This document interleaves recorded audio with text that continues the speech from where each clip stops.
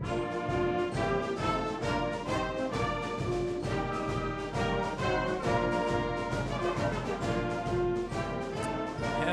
and welcome in to the Rose Hill Studios here on the campus of Fordham University. I'm James Burley, joined alongside Thomas Tisdale for this presentation of Fordham men's basketball on WFUV Sports. Just moments away from tip-off between the Fordham University Rams and the visiting Georgian Court Lions. Thomas, this Fordham team coming off of a pretty bad loss to the Manhattan Jaspers at the Gymnasium over the weekend on Friday. A 78-76 loss. They kept it close. What are you looking forward to seeing Fordham do in this coming away game against this Georgian Court team? I really want Fordham to be more efficient with the way they score the ball. They only shot 32% from three, and with the amount of threes they're taking, they really should be knocking more of those down. They're getting the looks. They just need to find a way to make the ball go into the basket, and then just also avoiding the personal fouls. They had 22 fouls in what was a pretty sloppy game. So just minimizing those and just keeping your head cool and collected against a weaker opponent tonight is going to be a key. Yeah, they spent 39 minutes and 45 seconds trailing. They were trailing perhaps, frankly, the whole game against Manhattan. And they almost made it close. They made it really interesting at the end. They brought it back to within 2 points in the final seconds. Jaffe Medor with a bunch of three-pointers and Will Richardson as well at the end. 6 for 8 from beyond the arc, Jaffe Medor, but again, shooting 11 for 34 from beyond the arc. Not really a winning formula. And that Manhattan team really enjoyed winning that game. Hats off to them. Will Sidnor, the freshman, with 24 points. And that one, Fordham really wanted to get things going in the Battle of the Bronx. Unfortunately for them, it doesn't go their way, but they have a really good opportunity tonight, like you mentioned, against an inferior team in Georgian Court, coming from the Division II, the Central Athletic Collegiate Conference. They're 0-3 on the year. You think this tonight could be about Fordham getting back into the winning column and feeling good about their basketball? Yeah, it's going to be about getting a rhythm on offense to carry them into conference play later in the season. But, you know, it's an inferior opponent. I expect a lot of guys to get a lot of minutes, and I just want to see some more chemistry being built and just the starters continue to do what they're doing, and then some of the bench players sort of being able to express themselves offensively. Fordham Rams looking to bounce back after that 78-76 loss to the Manhattan Jaspers. They've got the Georgian Court Lions at the Rose Hill Gymnasium tonight. Their press didn't look too perfect. The offense didn't look too perfect, but tonight they have a chance to correct that all. We're going to send it to the Rose Hill Gymnasium. You'll hear from us at halftime here at the Rose Hill Studios, but for now, let's send it over to Lou Orlando and Chaz McAdams, who've got the call tonight at the Rose Hill Gym. Live from the Rose Hill Gym, November 16th, 2024, and it's time for Fordham men's basketball on WFUV Sports. Lou Orlando, Chaz McAdams. It's the Fordham Rams and the Georgian Court Lions.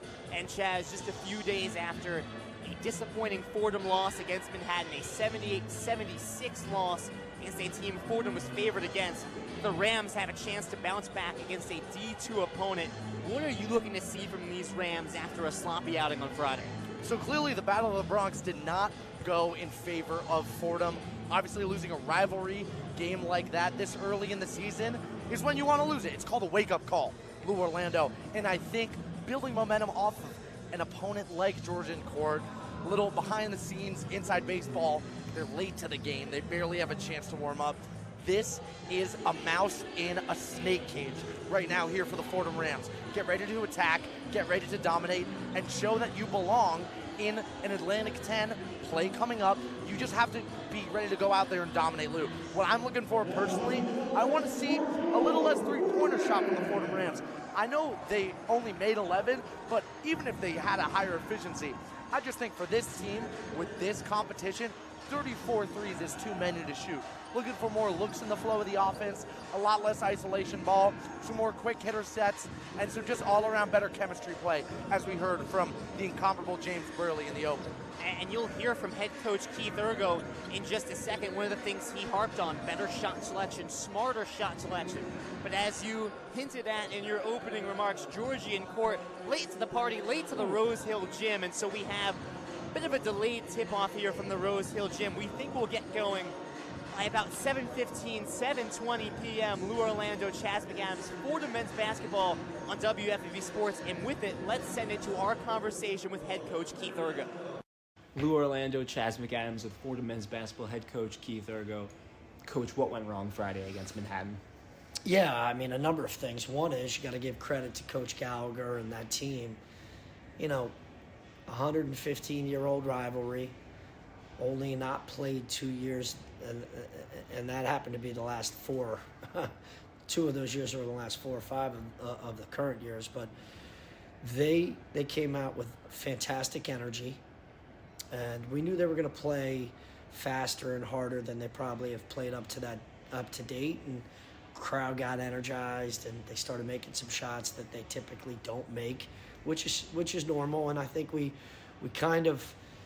weathered the storm in the beginning. Started the first half with the big 3, cut it to 1, and then some things happened where we just took bad shots. Quite frankly, we took some bad shots, some quick shots. We didn't move the ball side to side.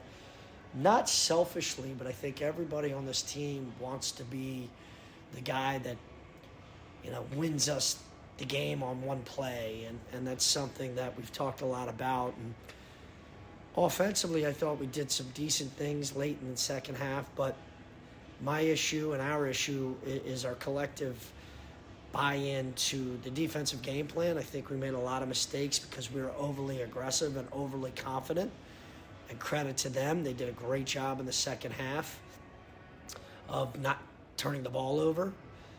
We created some turnovers in the first half, but in the second half, we didn't create as many turnovers until late because we weren't as aggressive for whatever reason. I think fouls had a lot to do with that as well. I mean, they shot a lot more free throws than we did. We've got to be tougher physically with the ball in our hands in the post. I think Abdu did a great job, and unfortunately, for whatever reason, he's so much bigger, he doesn't get a lot of the calls. But that would have helped us if we had gotten to the free throw line a little bit more. But we got to take care of the basketball. We got to do much better at shot selection. And then defensively, we've got to stay connected and not gamble as much. Obviously, Coach, one of the bright spots, if there was one, is like the play out of Jaffe Mador, shooting at such an efficient clip too, which has been a struggle for him so far this season. How important is it for a grad student guard like that, a leader on this team, to continue that play momentum-wise through non-conference and into conference play? Yeah, it's extremely important. Jaffe is fantastic. He's been working his butt off. I like his aggression. He's been much more aggressive the last couple of games. Like, he may have not shot the ball well against Binghamton, but he drew, I think 5 or 6 fouls, 2 of which were on their best player, who was out for the entire first half as a result. His aggressive physical play recently has been what I've been looking for 2 years, and something he and I have talked about a lot. He can get wherever he wants, and when he gets into the paint, now he's just got to be under control and play under 2 feet. But we need more consistent play from everybody if we're going to be as good as we know we can be. We're just not shooting the ball great. Everybody, we go in spurts, and then, my main concern is just taking care of the basketball, making sure we get the ball side to side on the offensive end. And we have great post presence. We need to play more inside out. 34 threes is just too much.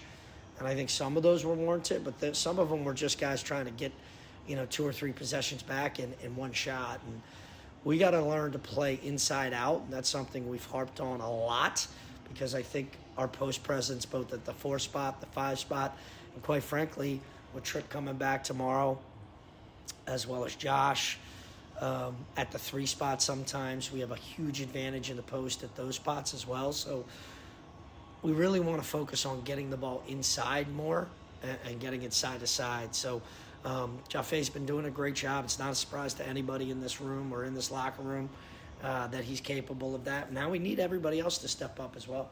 You just said getting Jamir back tomorrow. What does that do for this team? He obviously had a pretty solid freshman season. Yeah, I mean, he's the most versatile player we have on our roster. He can play every position from 1 to actually 5. He's long, he's athletic, he's just smart. His game is slowed down. I know he's chomping at the bit. His teammates love playing with him.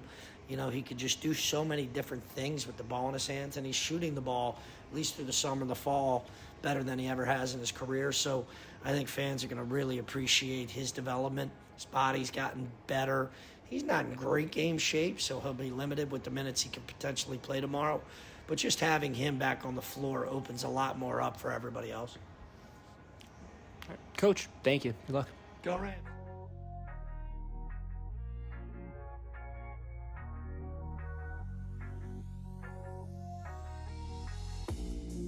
Hey everybody, it's Lou Orlando, one of your broadcasters for Fordham men's basketball on 90.7 FM. Treat yourselves this Thanksgiving.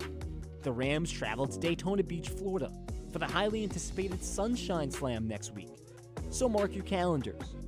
Fordham bows Penn State on Monday, November 25th at 4 p.m. before facing the winner of Clemson and San Francisco in the afternoon on Tuesday, November 26th. Both games will be broadcast live on the WFUV Sports YouTube page. Don't miss two of the biggest matchups of the season. WFUV Sports is the home of Fordham basketball.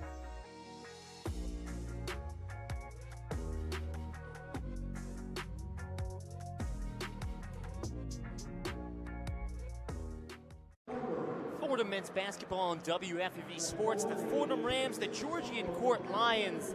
For Fordham, a matchup against a D2 opponent as the Rams look to get back on the right side of things. And let's take a look at the starting lineups here from the Bronx. For Fordham, it's the same starting lineup for a fifth straight game. Jaffe Medor, Jackie Johnson, Will Richardson, Ramad Dean, and Matt Zona. But Chaz, I think the most important thing going on for Fordham from a roster perspective, it's the return of Jameer Tripp, a sophomore following a promising freshman season, a kid that Coach Ergo said could be their best and most dynamic big. At the end of the day, Jameer Tripp has the highest ceiling on this Fordham basketball team. When he is playing at his best, there is no one better on this Fordham team, and I think there are very few better in the Atlantic 10. The question is, will he hit the ceiling, or will he fall to the floor? Obviously, limited minutes today on his return, so I think we're only going to see about 10 to 15 out of Jameer Tripp. Slow burn start. You want to get him ready for Drexel. You want him ready for Penn State, Clemson, and or San Francisco.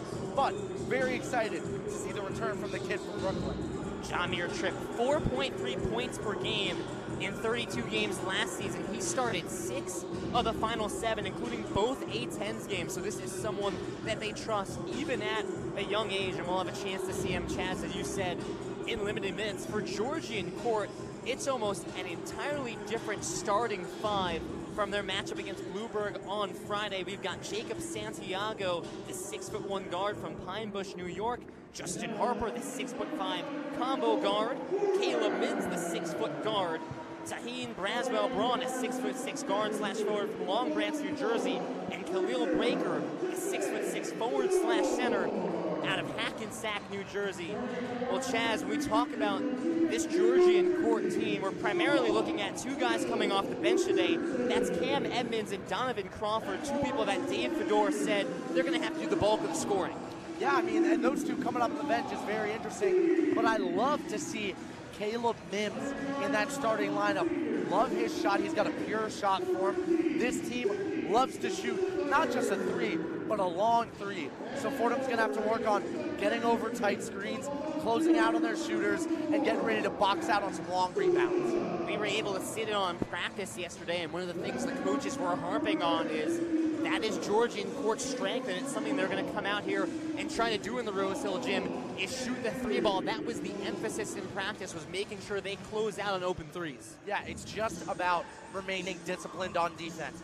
You don't want to overcommit, go chase a block, and then you're up in the air, pump fake, side dribble, and then someone catches a 3 in your face from a division below you. You know what I mean? CAAC players shouldn't be doing that to you. So it's just about staying disciplined on defense, getting an early lead, not playing down to your opponent, and maintaining excellence through 40 minutes of basketball. For the Rams, you look across the court, it's not just a D2 opponent. It is a D2 opponent that's fallen on tough times. Last year, Georgian Court, 2-25. They did not win a conference game, and they lost their final 15 games of the season. They finished dead last in the conference in scoring, 3-pointers made, rebounding, turnovers, and scoring margin. So this is a team, if you're the Fordham Rams, you have to be all over them. Yeah, I mean, there's no reason why we shouldn't see double-digit minutes for guys like Kingston Price, Alexander Pahutsky, Ryan Pettis, Jamison O'Toole, Max Miller, Brian Nussbaum. And a tip between Matt Zona and Khalil Baker. Baker 6'6", Zona 6'9". The tip, Zona slaps it back into the hands of Jaffe Medor. We're underway. Fordham versus Georgian Court here in the Bronx. The 2-2 Rams, the 0-3 Lions. Here's Richardson off a handoff, curling around. Back up top to Dean. Open three. Rolls off left iron. Rebound secured by Mims. Georgian Court has experimented with a lot of different starting lineups this year, trying to figure out something that works. Baker drives, up with the right hand, gets the high shot to fall. Interesting start here for the Rams. You've got to be more disciplined on defense. Richardson off the handoff, swings it left for Johnson. Rams trail 2-0 in the opening 30 seconds. Jaffe Medor off a 23-point game. Zona swings right for Richardson. Ahmad Dean, 14 on the shot clock. Lob down low for Zuna. Trapped under the basket. Righty two won't go. Dean grabs the offensive board. Shot clock resets. Kick out Johnson. Johnson off a screen, hesitates, drives, kicks out. Medor in the corner. That one goes. 3-2 Rams ahead. That's the start you want. That's the start you need. Love to see some shot making out of Jaffe Medor. Well, after Medor, inefficient start to the season, exploded for 23 points. Here is the drive from Justin Harper. It goes, split the middle, and the Lions up 4-3. Yeah, I think the discipline on the full court transition defense is what's killing the Rams right now. Fordham seemed a little bit surprised that Harper took that all the way. Lions up by one. Richardson's pass intercepted. Here's Mims, loses the handle, picks it back up in the corner. Sloppy start for the Rams, takes the step back three and hits it. Georgian Court ahead 7-3 in the opening 2 minutes. And Coach Keith Ergo not happy. Full platoon swap for him right now. Coach Ergo really emphasized a better showing from his Rams after a disappointing outing on Friday against Manhattan, and he is not going to play around for long. Dean open for three. That one goes. Rams back within one. And that's just got to be the difference. I mean, D1 versus D2, you got to be able to beat your guys one-on-one. Medor steals off the inbound, picks up his dribble. Here's Johnson, wide open right wing three. That one goes. Rams ahead 9-6, 17-38. Mims on the bounce, trapped by Zona and Dean. Zona steals it, but out of bounds along the near sideline. Love the effort there out of Rockland County's finest in Matt Zona, but we still got the platoon swap. Ergo sent 5 subs out there. He didn't like the aggression from the guys, but again, what a change in the tide that we have. Fordham now in a 3-point lead. And for the first time this season, number 3, Jamir Tripp stands at center court. He makes his season debut. On the inbound, Jacob Santiago, trapped by Rivera and Pettis. Gets the pass ahead to Mims, breaks the press, but it's stolen by Tripp. Tripp will work the other way. Leaving through to the right wing. Stops in the short corner. Back out to Riley. Gives it back to Jamir Tripp. Posting up, bounces off his ankle, rolls out of bounds. Referees will take a second to figure this one out. Looks to be staying with the Rams. Yeah, and I think here, again, even with your full second unit, you can still one-on-one beat every guy on this court. Ryan Pettis, the freshman. Kicks out to Tripp. Fakes, jams, post feed for Rivera. Drives into the paint, spins around, has it slapped, and stolen away by Cam Edmonds. Swings it left. Amari Jones. Edmonds with 21 points. He gets it back up top. Swings it right for Harper. Drives on Tripp. Goes up with the left hand. It's wild. Contest there by Tripp. Forces the missed shot. Here's Tripp up top. Dribble drive. Stolen away. But Tripp steals it back. And now it's stolen back by Georgian Court. Sloppy play. And Edmonds in control. Across to Jones. Down the right block. And a blocking foul called down low as Amari Jones tried to drive inside. That's a pretty ticky-tack soft call, if I do there. Zach Riley going along with him, moving with the basketball, moving with the man he's guarding, and just some initiated shoulder contact there, and still the foul called on Riley. Amari Jones, the 6'6" senior, likes to play down low. That's where he gets his buckets. Went in there, and he said it, not afraid to initiate the contact there. He draws the foul and sinks the first free throw. Of course, and I think if you're Fordham, you were very disappointed in the start. It's just got to be better plays, just execute at a higher level. You're a D1 program, start playing like it.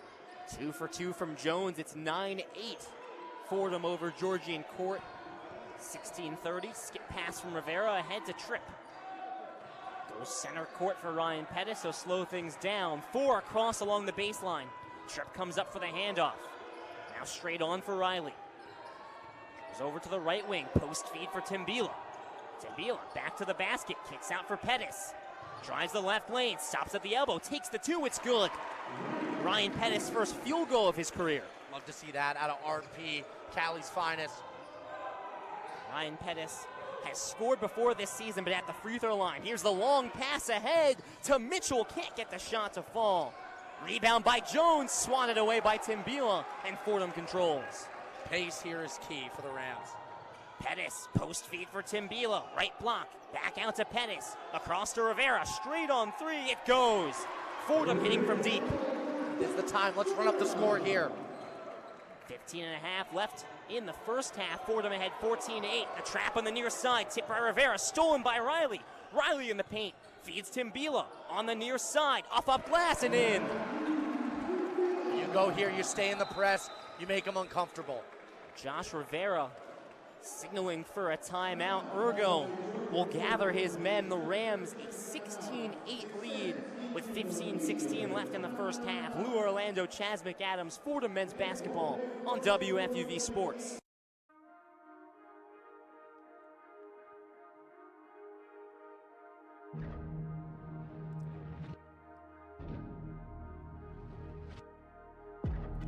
What's up, everyone? I'm Evan Harkin, your New York Jets beat reporter for the 2024 season.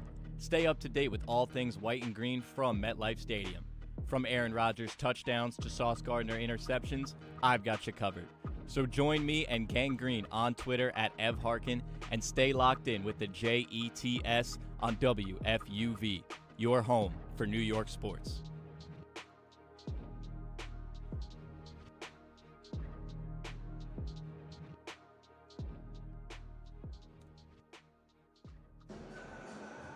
Orlando, Chaz McAdams, Fordham men's basketball on WFUV Sports.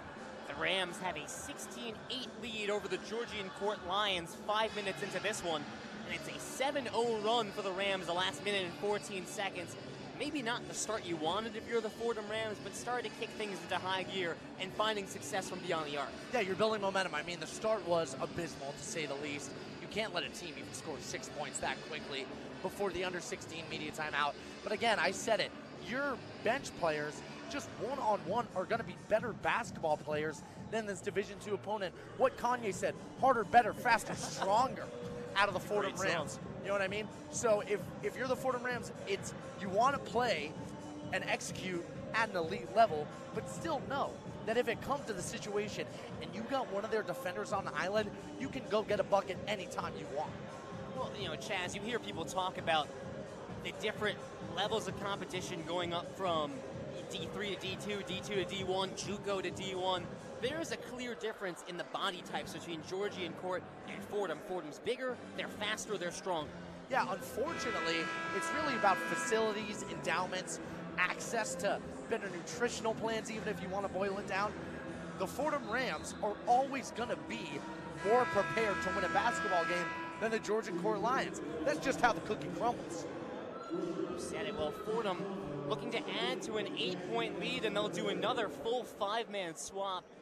Chaz, you said off air you think Urgo's gonna keep these subs pretty quick. Yeah, I think it's all about fresh legs today, just making sure everyone feels right. Again, because everyone's gonna be in rhythm because of the staggering difference in competition. So you can always put fresh legs, always make sure guys are feeling right, and they never have to really get out there and get too tired. Medora gets a finger on the inbound pass. It goes out of bounds and stays here for Georgian Court. 15-15 left in the first half. The Rams lead by 8. Harper along the baseline. Bounces off of Dean's foot. And Georgian Court will try to inbound for a third time. Really having trouble with Fordham's press here. Yeah, and I mean, that's what you like to see if you're Coach Keith Urgo. Dean up to pressure Harper. At the baseline once more, the 5 for the Rams are Maud Dean, Jaffe Medor, Jackie Johnson III, Matt Zona, and Will Richardson. I think if you're Georgian Court here, you've got to draw up either something different or because, I mean, 3, if this is another field inbound, which, I mean, Dean is doing a great job of guarding the ball, that just can't happen. Harper has the ball over his head, finds Edmonds along the far side. Edmonds beats Johnson to half court, picks up his dribble at the elbow. Wants to kick out, finds Mims. Mims trapped by Medor, resets up top for Harper. Swings it into the corner. Drive by Brashwell Brown, and too many steps. Called for the travel, Fordham basketball. That's what you like to see again. The celebrations aren't even too good again. Like, you hate to call this not even a game, but a D2 opponent, that's what you do. You know what I mean? That is the norm. That is what is expected. This isn't St. Louis of Robbie Avila. It's Georgian Court with Cam Edmonds. All due respect. Cam Edmonds did have 21 points his last time out, but it's a Georgian Court team that, as we said in the open, is fallen on hard times. 2-25 last year. They did not win a conference game. There's Dean along the left wing. A Georgian Court player falls, and they're going to get an off-ball foul called against the Rams, and that is Matt Zona for the shove in the paint. Just trying to get position there, you know what I mean? You get a fast break. You're a guy like Matt Zona. You love running the rim, touching the block there, and there was just a player in the way in Khalil Baker. Dean once again pressures the inbound feed from Edmonds. Edmonds called for 5 seconds, and Fordham basketball. Edmonds couldn't find an opening lane at all with the 6'7" Ramad Dean in his face. Beautiful. That's just beautiful defensive basketball. Opening 5 minutes, the Rams lead by 8. Dean feeds Zona in the corner. Up top for Johnson. Lob for Zona. Double teamed. It's stolen away by Jones. Jones one-hand feed ahead to Edmonds. Into the corner. Back out to Edmonds. Jones up top. Georgian Court trailing by 8. 14.5 to play in the half. So Zona out with Khalid Mims, a transfer from Lackawanna. Richardson switches on. Baker. Hands off for Santiago. 5 on the shot clock. Edmonds, his 3 was tipped. Rebound by Mims, kicks out for Edmonds, and the shot clock expires. Again, just more stuff you like to see. That's what you want to do against these lesser opponents. But you got to start scoring the basketball on the other side. Will Richardson got a finger on that 3 from Edmonds, and Georgian Court not able to get another shot to fall afterwards, but a little quiet for the Rams following the media timeout. Jackie Johnson, 3 points today after 21 against Manhattan. Point guard duties. Hands off for Medor. Medor picks up his dribble, swings it right for Richardson. Fakes the 3, kicks out Dean, straight on 3. That one goes. Fordham 5 of 6 from beyond the arc. I believe that's Romad's 3rd 3 of the night. Ahmad Dean, they'll say his 2nd 3 of the night. And Dean flying in, fighting for the ball in the corner, forces the jump ball. Ramad Dean, great play on both sides of the ball right now. And you love to see the collapse there on Ramad Dean on the sideline. Great play all around. That was Ramad's 3rd attempt, 2nd make of the night. Little correction on myself. There you go. Ramad Dean, someone that Will Richardson said needs to shoot the 3 a lot more this season. Basketball stays at Georgian Court after the jump ball.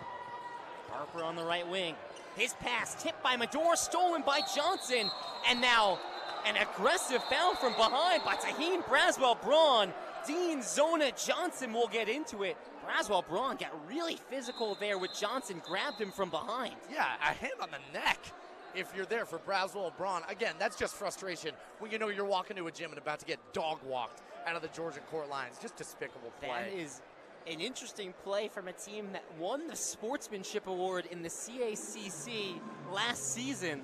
I guess they got a different qualifiers for sportsmanship out there down in D2, because that is not what you like to see in the Rose Hill Gym. Not so sure. Things getting a little chippy here, and as to be expected, that's going to be a foul going against Taheen Braswell-Braun.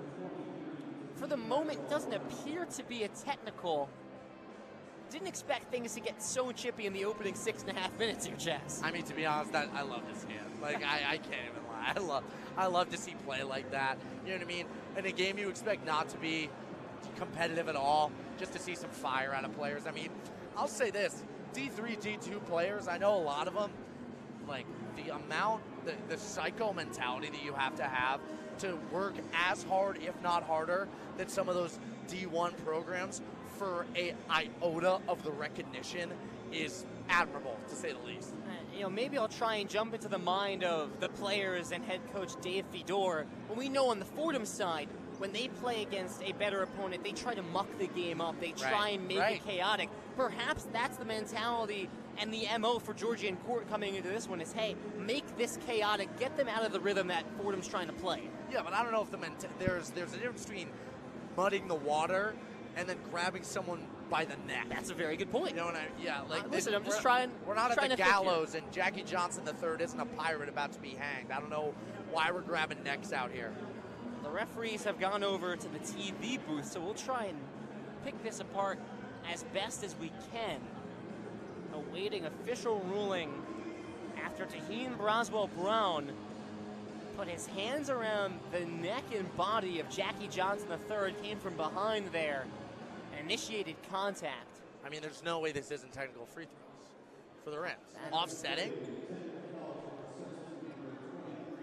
There we go.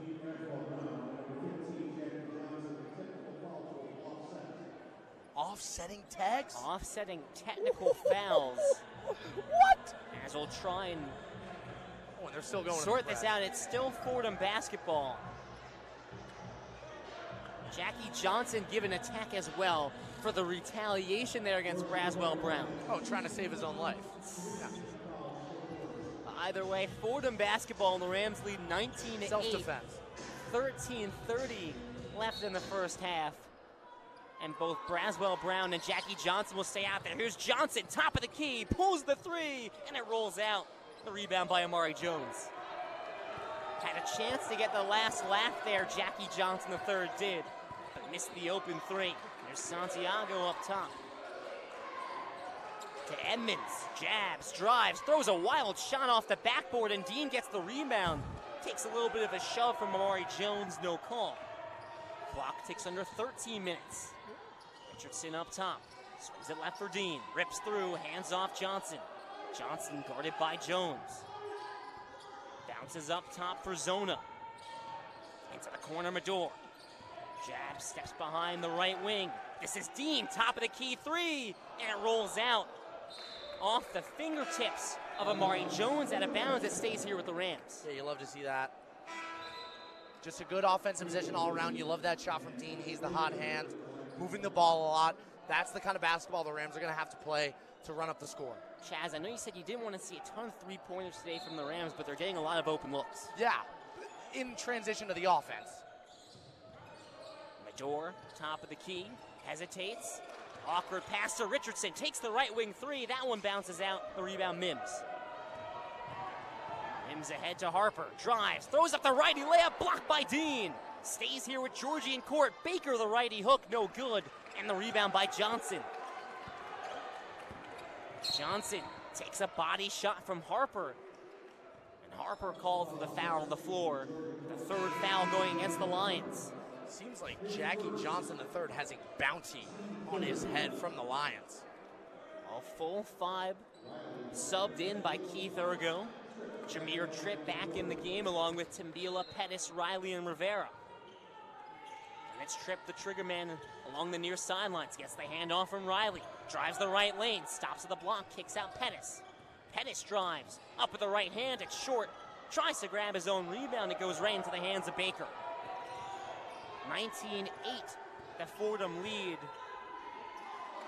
Georgian Court scoreless for the last 4.5. Baker's pass goes out of bounds. Miscommunication between him and Taheen Braswell Brown. Yeah, I mean, great defense again there by the Rams. If you're the Georgian Court Lions right now, you just want to get more looks around the perimeter. I feel like that's where your strongest offense has been. You want to draw the defense out and then collapse them because you've been getting all your looks at the rim, but you know the Rams think you're going to shoot. Under 12 in the first half, the Rams lead by 11. Orlando, Chaz McAdams, we send it back to the Rose Hill Studios. The one-on-one scoreboard update with Thomas Tisdale. The one-on-one scoreboard. The Cleveland Cavaliers, looking to extend their 16-game winning streak, are in a close battle with the reigning champs in Boston. The Celtics' hopes of an NBA Cup are on the line as they've already dropped a game in their group. We also had 2 awards given out in the MLB last night. Paul Skeens won the NL Rookie of the Year award, and New York Yankee Lewis Heel took home the AL award in a tight contest with Colton Cowser. Across the top 25 in college hoops, number 2 UConn just tipped off against East Texas A&M in which should be an easy win for the Huskies. Number 9 Kentucky and number 21 Florida look like they're adding to the win columns tonight, barring massive collapses. There is a matchup of unbeaten tonight in Milwaukee as number 15 Marquette battle against number 6 Purdue. Finally, a quick update in A-10 basketball. George Washington handled business last night against NGIT, winning by 20. Duquesne looks to get their first win of the season tonight against Milwaukee, and Loyola Chicago should win comfortably against Southern Utah tonight. With the one-on-one scoreboard, I'm Thomas Tisdale.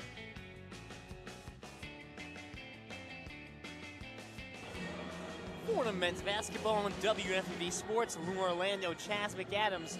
The Rams lead the Georgian Court Lions of Division II basketball 19-8. It's been a little bit of a scoreless drought the last 2 minutes of game time.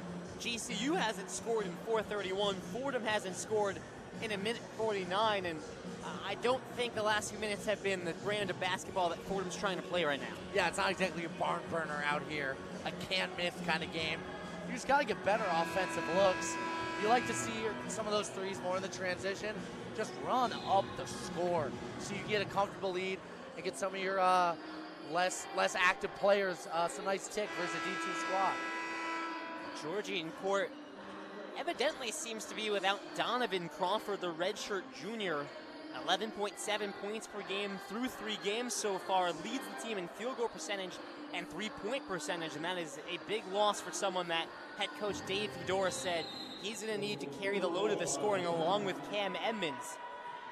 That's another blow to a Georgian Court team that comes in here already facing an uphill battle against a Division I foe. Fettis has it swiped by Mims. Mims, the righty layup. And Georgian Court back within single digits, 19-10. Pettis takes it up again. Pass across for Riley. Rivera up top. Drives inside, kicks out Tripp. Thinks about the three, but decides to dribble back out. Hand off Rivera. Curls around into the paint, taking contact and slammed to the ground. Rivera will be going to the line. That should be Khalil Baker with the foul, and an aggressive one at that. Just draw the contact. Yeah, if they're not going to be able to defend you, it's going to be a foul.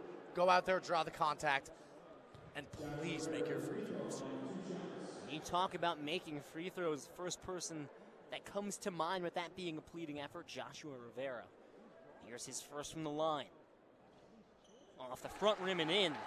Rivera 3 for 10 now, or 4 for 10 on the season so far in free throws, following a year where he shot 47.6% from the line.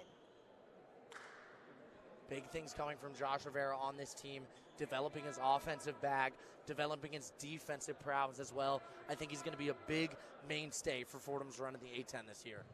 Rivera's second bounces out, but Tripp the offensive rebound. It stays here for the Rams. Timbila left block, back out to Tripp. The three, it's good! Jameer Tripp on the scoreboard for the first time this season. Jameer Tripp shooting a three, Orlando? How about it? That's what we like to see out here in the Rose Hill Gym. Rams up by 13, 11-10 to play in the half. Braswell Brown up top for Harper. Jameer Tripp making his season debut, gets a tip on that pass, and it's stolen by Riley. Fordham pushes the other way. Tripp again left wing. His feed corralled by Rivera after a Georgian Court tip. Timbila, right block. Back out to Tripp. Left lane drive, stops. Out to Rivera. Rivera drives into the lane. Easy floater, no good. And draws the foul. Caleb Mims got in the way. Yeah, the block there. You can't have your feet in the restricted area. Josh Rivera, again, going to be shooting, going to the line. Hoping to get them both this time.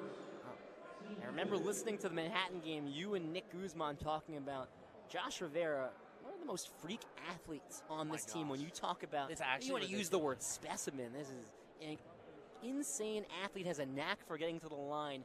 If he can figure out this aspect of his game, you're talking about a really talented basketball player. He's just an athlete that knows how to use his body the right way. Like, he knows when to drop his shoulder, initiate the contact. He knows when to extend his arms out and try to get a finesse shot up. But again, it is disheartening to see such a five-tool basketball player that's a scorer on all three levels, a good rebounder, and someone that can make the pass, just struggle so much from the line. Rivera missed the first badly. He rolls in the second. Another 1-for-2 trip. And the Rams ahead 24-10. Rivera will pressure the baseline inbound in the face of Cam Edmonds. Edmonds runs the baseline, bounces to Santiago. Finds Mims in the middle, across to Jones. In transition, blocked by Timbila. Pettis grabs the board. Pettis gets it back on the offensive end. Back out to Tripp.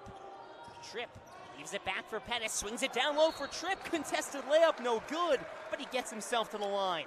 Yeah, again, that's what I'm saying. If they can't guard you, you're going to end up at the line. If you keep attacking the rack, keep initiating physicality. That was a great little pick and roll punch, give and go from Pettis to Tripp, and just to pass a little bit behind him.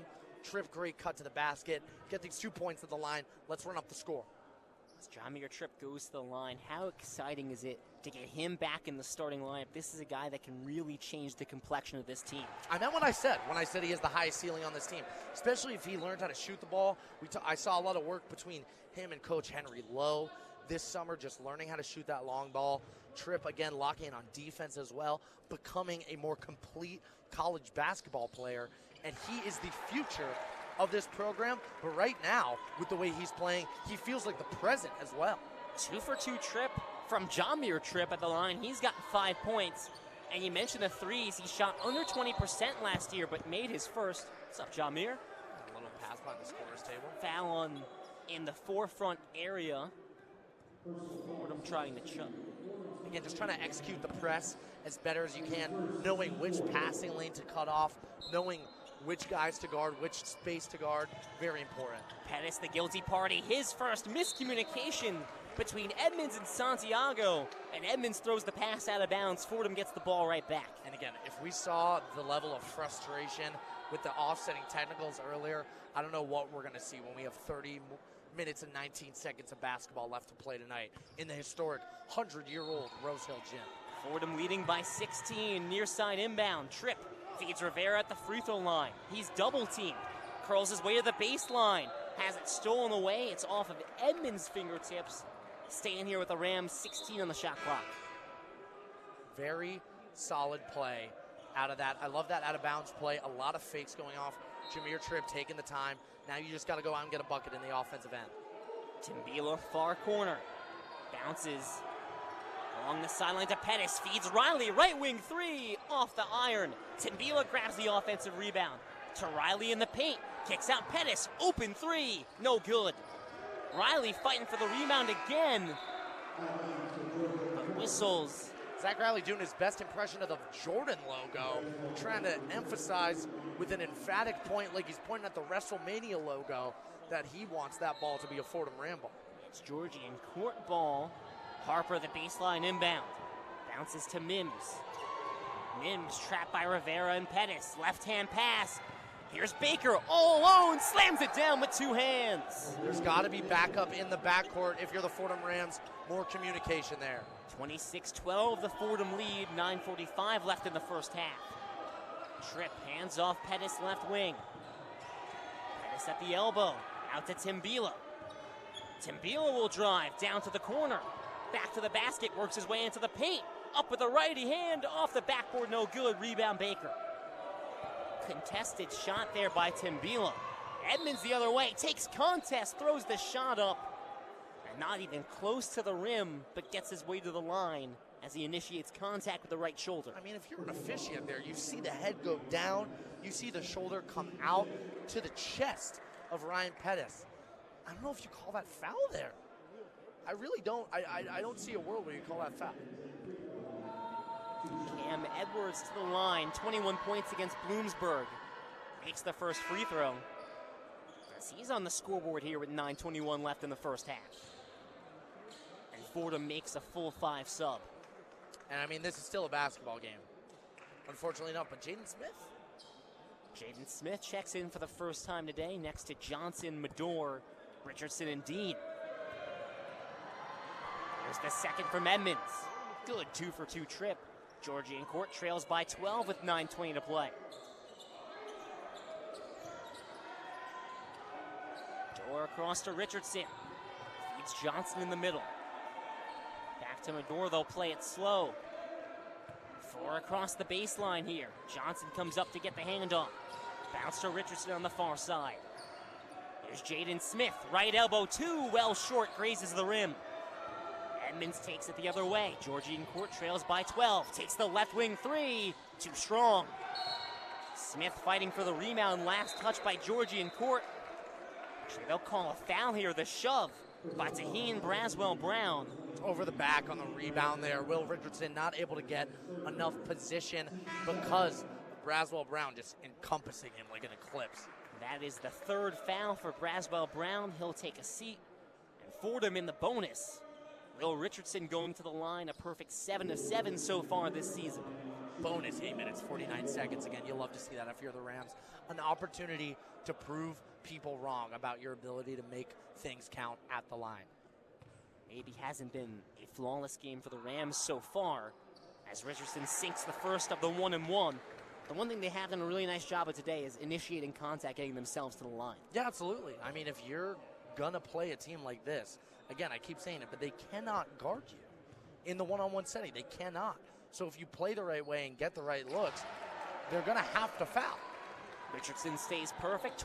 28-14 is the Fordham lead with 8:49 left in the first half.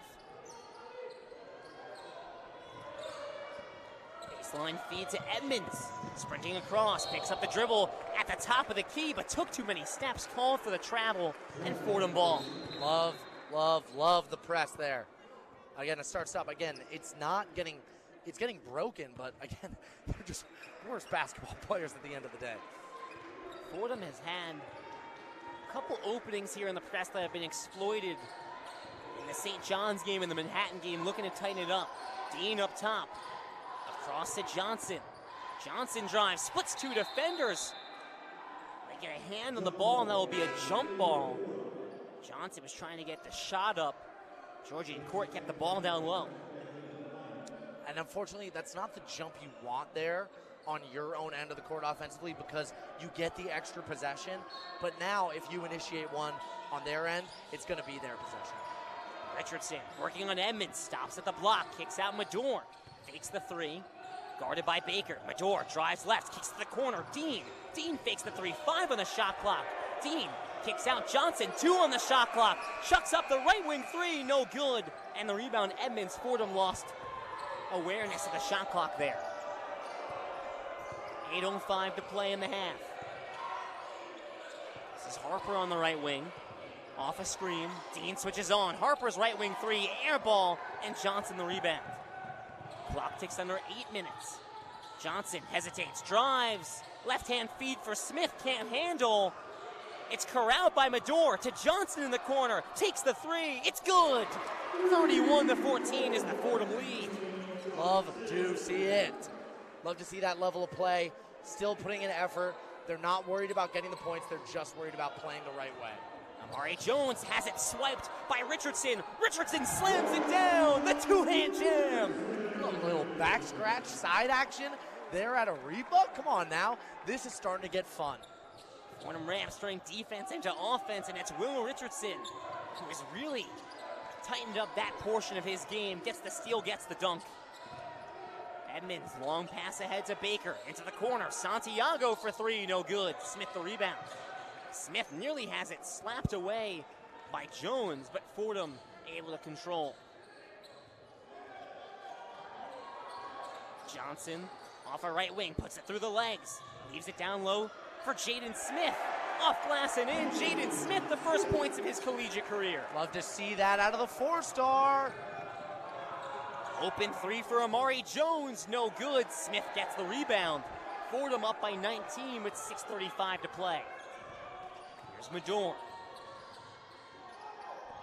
Hands off Johnson. Deep right wing three. It goes. Jackie Johnson makes it rain. Georgian Court calls timeout. 38-14. The Rams lead. And Chaz, this offense starting to get going. This is what it was all about. It took a little bit to get into the rhythm. This is a Keith Urgo team, a team defined by their defense. Holding any basketball team to 14 points, pretty admirable. But again, when the offense starts to get going, it really starts to get going. Because top to bottom, you've got spark plugs. You've got guys that like to create for themselves and for their teammates. When you construct a roster like that, when you play an inferior opponent, the snowball effect gets exponentially greater. let's bring in the third member of our crew, our sidelines reporter, Mary Hannah Gallagher. Mary, what do you see? Hi guys, quick update. We came in tonight's game looking sharp with an extra long warm-up as they were waiting for the opponent to arrive, and wow, did it pay off early. Within the first 5 minutes, they hit their stride, banking off turnovers and staying in high spirits, maintaining at least a 10-point lead as we got into the meat of the game. Offensively, they're capitalizing on open corners and making it count, especially from outside the circle. But here's the key. They're not underestimating Georgian Court's ability to force turnovers either. The coaching staff is drilling it into their heads, play around the defense, not into it, and avoid risky spins. It's smart, disciplined play so far, and if they can keep this energy up, it's going to be a thrilling game here in Rose Thrill for the rest of tonight. Awesome stuff, Mary. And Chaz, that's what you want to hear from Keith Urgo and this coaching staff. How do you get upsets? That's when you sleep on your opponent, especially a D2 team coming in. The message from Keith Urgo and this staff was blow them out of the building by playing your best brand of basketball. Yeah, and I mean, as the season progresses, that Seton Hall win looks less and less like an upset because of the Pirates' play. But I would say, as someone that was there with the incomparable Nick Guzman, that the reason that the Pirates lost is because they sleep on their opponents. Same thing for Villanova this year, as they've been losing. If I want to take you guys around the horn in the world of college basketball. Former Fordham men's basketball head coach Kyle Neptune. Shout out in the negative way, Kyle Neptune. So there's a lot of ways that you can go about this, but staying in a press against a D2 team is so quintessential Urgo. Just putting your boot on their throats and not letting them get up for air one time. Right now, the guys on the floor are playing for the walk-ons. They're playing for that 35-point cushion so that the guys that get no tick, that don't get opportunities through the rest of the year are going to get to play. And that running the full court press up 19, that is not running up the scoreboard by any means. Fordham runs that press all game long against any opponent. And not to mention, the last couple games, it's looked a little weak, especially on the backside. Urgo really working in practice with Timbila and Zona to make sure they shore up the transition opportunities when they play so aggressively. So it's been something that they need to improve upon. Well, Manhattan dissected the press on pure speed, and we've seen a lot of play out of Cam Edmonds especially, just using pure athleticism to get by the press. But if Fordham continues to execute on a Division I high level, there's no reason why the press can't be maintained and in success. Fordham 38, Georgian Court 14, 6:25 left to play in the first half. Georgian Court basketball following the Jackie Johnson three-pointer. Edmonds along the far side gets the baseline feed. Middle for Jones, into the corner for Baker. Baker guarded by Jaden Smith. Posts up and kicks out for Santiago. Santiago up top. Feeds Baker in the post. Left block. Spins around on Smith. Righty two goes. Nice reach there from Baker. Yeah, Baker just using his size on the freshman Jaden Smith. Khalil Baker, a New Jersey product, known by some of the kids on this Fordham team. Played against Bergen Catholic in 2020, back when Matt Zona was there. Johnson drives, has the ball punched out, no foul. Harper gets the steal, stops at the elbow, takes the two, and it bounces out. Dean the rebound. And Dean fouled after grabbing that rebound by Amari Jones. I mean, I just saw Jackie Johnson III get elbowed in the throat like it was WWE. Like, what was that? And the ball wasn't punched, Jackie was punched. And he lost the ball. And then again, Romad going up for the offensive rebound, just gets shoved in the back. I told you about the frustration levels for this team, this Georgian Court team, that if they started to break down psychologically that early, and we still have, now at this point, 25 minutes, 38 seconds of basketball left, it's going to get ugly out here. People are going to get hurt. The refs have to be on them. Jackie Johnson had a thing or two to say after that elbow that he took when he lost the ball. And that being said, so did Coach Keith Urgo. Seemed very upset at the no call as well. Dean to the free throw line, makes his first. Fordham up by 23. As they're in the bonus, that's 8 fouls for Georgian Court. Here's the second from Dean. Rolls out. 23-point lead for the Rams with 5 and change to play. Baker, right for Harper, into the corner. Santiago fakes the three. Back into the hands of Harper. Corner feed for Santiago. Takes the three and air balls. Way too strong. Johnson the board. Swings left for Dean, shovels back for Richardson. Post feed for Jaden Smith. Turnaround, Jay goes, the hook shot. The score for Jaden Smith as well. Love to see the play out of him versus the much more experienced center in Baker. 4 points for the highly anticipated freshman, a 4-star from Illinois. Fordham ahead 41-16. It's a 25-point lead for the Rams. Santiago all alone on the backside. His two no good. Great shot contest by Jaffe Mador. Mador all alone, left wing three. It goes! Turning defense into offense, Jaffe Mador makes it rain. Love to see it. Score's almost at 30 here for the Rams. 44-16 as the Rams looking to take a gigantic lead into halftime. Richardson pressures Mims, picks up his dribble, baseball pass. Here's Harper, drives in, kicks out, wide open Baker, stepped on the line, out of bounds, Fordham ball. I mean, Georgian Court just can't catch a break. Great make there from Baker. You love to see your 5-man shooting threes, especially the big fella like Baker is. And then you step on the baseline. Brutal for the GC Lions. He was wide open too. Oh, yeah. Broke the press perfectly and just, you step outside. Full 5 sub for the Fordham Rams. Tripp hands off to Riley, still behind the half-court line. Riley carries over. Hand off to Rivera on the far side. Up top, Timbila swings left, Tripp. Tripp, pick and roll with Timbila. Instead goes up top for Zona. The 3 bounces out. Timbila nearly grabbed the board. Instead, Jones pries it away from him. Edmonds stops at the free throw line, takes the jumper, makes it fall. Again, like the press is just getting dissected. Keith Ergo definitely going to be looking to fix that at halftime. Clearly, speed has been an effective recipe for breaking the press. Riley takes a shoulder check as he tries to drive middle. The foul going against Cam Edmonds. And I think that might be double bonus, or is that their 9th? That should be their 9th, so one away from the double bonus. But either way, Zach Riley shooting free throws when we come back. Fordham 44, Georgian Court 18. Once again, we send it to Thomas Tisdale with the one-on-one scoreboard update. The one-on-one scoreboard. The College Football Playoff Committee just released its 3rd version of the rankings after a chaotic weekend of football. Georgia, following a statement victory against Tennessee, jumps the Volunteers and lands in the number 10 spot. Following a shocking loss to Kansas, BYU plummets all the way down to 14, but would still get in the playoffs as the Big 12 champion. The top 4 remains the same, with Oregon leading the way, followed by Ohio State, Texas, and Penn State. Number 5, Indiana travels to Columbus to take on number 2, Ohio State. A convincing performance from the Hoosiers could secure them a spot in the playoffs, even if they fall to the Buckeyes. In a game with massive playoff implications, number 6, Notre Dame plays the number 19 ranked Army Black Knights at Yankee Stadium. With a win, the Fighting Irish are all but guarantees a spot in the playoffs, but a loss destroys their hopes. With the one-on-one scoreboard, I'm Thomas Tisdale.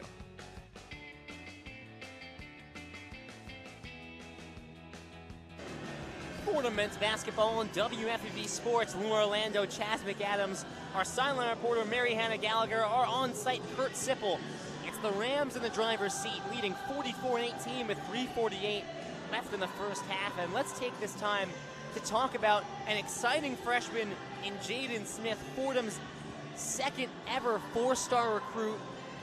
Really curious to see how he's going to shape up. 6'11", and now starting to see more of the offensive profile. He gets the first points of his collegiate career. Sorry. Oh my gosh. You have the offensive prowess of Jaden Smith, the 4-star, decommits from Arizona State. Comes down to the Atlantic 10. And again, still, mid-major minutes are not easy to come by. Jaden Smith, even though he is that highly touted recruit, still had to learn, really, the true game of collegiate basketball. And the progress that I've seen from Jane has been very admirable as we're sending Zach Riley to the line. From what I'm looking to see more from Jaden is I like his defensive ability that we saw in the exhibition games earlier this year. I want to see more of that. Some more nice shot blocking, a little bit of more of ability to guard Baker down low, just all around better defensive output for Jaden Smith. Riley gets the first free throw to fall for Smith, the number 6 ranked center in Illinois. And you look at his high school stats, 8.4 points per game, 8.3 rebounds. I think you'd expect someone 6'11" to average double digits in high school. So curious to see how he sets out offensively as he develops. Definitely. Riley sinks both free throws. Fordham Rams up by 28 points, and Harper just skips a pass off of the right leg of Rivera, so it will stay here with the Lions. Tail the tape here, making sure the press doesn't have the opportunity to get broken by forcing those 5-second violations. Harper bounces across to Edmonds. Edmonds takes a bump from Jamir Tripp along the sideline. That's Jamir Tripp's first foul. Yeah, and then as the Fordham Rams continue to progress through the offense, they just need to look and get better looks. Driving into the paint, kicks out Jones, left wing Harper. Harper into the corner. Here's the three, it goes. Three rattled in. Number 24, Justin Agari Nakansa. Riley swings right for Tripp. In the right wing, up top for Rivera. Rivera drives, hops, fades away, and it rolls out. Riley slaps the ball. It stays here with the Rams. Down low for Timbila. He's swatted by Amari Jones on the way up. Should stay here with the Rams. Looks got to be there from Adzona, wide open in the corner. Abdu again, just looking to get the ball back up into the rim. But Madzona wide open in the corner. You hate to see blown opportunities like that out of the Rams. And the three from Ajari and Kansa cuts the Fordham lead to 25. Rams looking to get it back. 15 on the shot clock. Tripp for three. It's good. Nothing but net. Jamir Tripp struggled from three last year. 2 for 2 today. Not the story this year. Worked on it all summer. Love to see it out of the kid from Brooklyn. There's Santiago along the far side. To Baker. Drives up at the right hand. It's wild. The follow-up from Nkansa is good. Quick 5 points from Ajari and Kansa. Making his presence known on the floor. You love to see that out of a guy that's not getting a lot of tick for the Georgian Court Lions. This is his first game this season. Did not play in the first three. 49-23, the Ram lead. 2.5 to play. Rivera off the Timbila screen. The jumper, no good. And the rebound secured by Baker. Ahead to Braswell Brown. Braswell Brown drives up at the right hand. Gets to fall off the back of the iron. Some quick points here for Georgian Court. Working their way back in are the Lions, 49-25. They trail by 24. Tripp takes the contact from Caleb Mims. Mims falls to the ground, but he's the one that initiated it. And that should be the double bonus for Fordham. Jameer Tripp shooting 2. That is going to be the double bonus. Shooting 2 no matter what. Again, Jameer Tripp making his presence known from beyond the arc. That opens up so many exciting offensive opportunities for the Rams this upcoming season. Jameer Tripp, look at last season, shot 41.9% from the field. But 18, let's find this again, 14.3% from deep. That is a stark difference from field goal percentage to three-point percentage. Yeah, I mean, he just couldn't shoot the long ball. That was it. He didn't shoot a lot of them last year. Oh my gosh. Struggles from the line for the Fordham Rams. This is the first free throw. And look at the stats. 3 of 21 from deep last season, so not high volume, but enough of a sample size to say, hey, that was an issue. Yeah, and I think that's why they worked so hard on it this offseason. His defense also showing marked improvements. Tripp goes 0 for 2 from the line. Riley can't handle the rebound. Fast break for Nkansa. Up with the right hand, it's good. Georgian Court, a flurry of buckets. Back within 22 here. Coach Ergo, his hands outstretched in confusion. Tripp, cross-court pass for Rivera. Drives the baseline, back out to Tripp. Fakes the right wing 3, drives. Feeds Timbila, two-hand slam! That's the play. Timbila. That's the play. That's the play you love to see. The extra pass from your 2 scorers in Rivera and Tripp. Abdu Timbila on the scoreboard. 4 points today. Fordham ahead 51-27. Nkansa to the corner. Braswell Brown drives the baseline. Up with the right hand, draws the foul, and makes the shot. Oh, he brought the ball back down to his waist, then put it back up. That's an athletic shot by the sophomore. A little Jamal Murray action there. For the detail. You know what I mean? These guys are still college basketball players at the end of the day, and they know how to make plays the right way. You especially want to see, though, from Fordham, it's just the press does not seem to be executed all the way. And if that happens, I think, again, I said this earlier, but I think that is probably the only thing that Coach Keith Ergo is going to harp on, because that's really the only way that the Georgian Court Lions are scoring is so fast-paced, just breaking the press. Braswell Brown sinks the free throw. He's finished the three-point trip, and Braswell Brown in some clear discomfort after the foul from Jameer Tripp. Ryan Pettis checks in. Jaffe Medor checks in. Zona and Tripp sit down. Fordham ahead 51-30. Minute 15 left in the first half. Pettis for three. No good, too short. Rivera goes back up and draws the foul.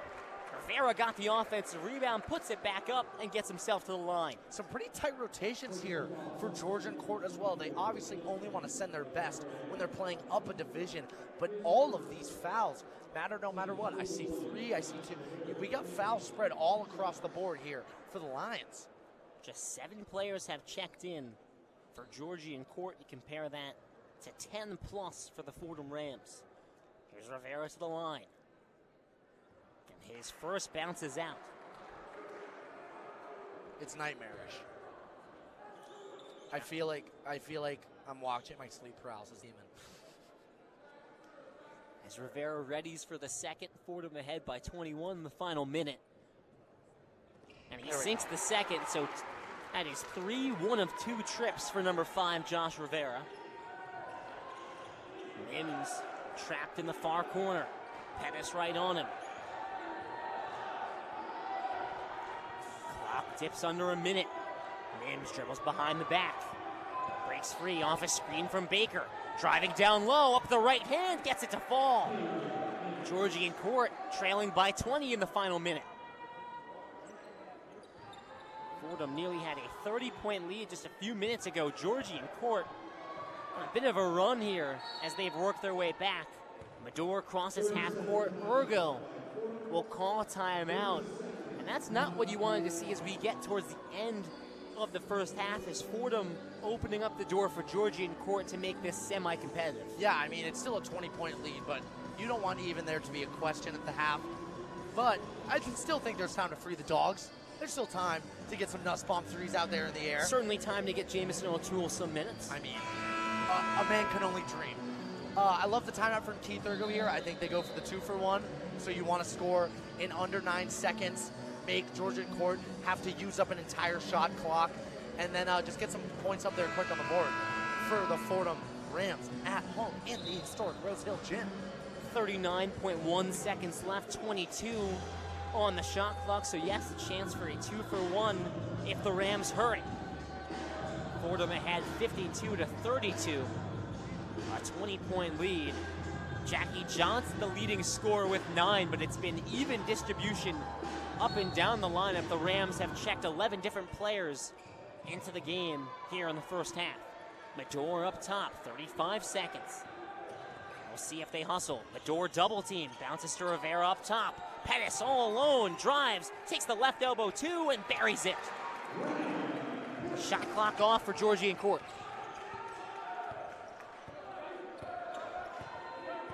Georgian Court trying to cook up a play. Not over the timeline yet. Now Mims crosses, bounces to Baker. Cross-court pass for Harper. Right wing three, blocked by Medor. 10 seconds left. Pettis lobs to Rivera, slams it down. Points at the end of halftime. Mims, the half-court heave.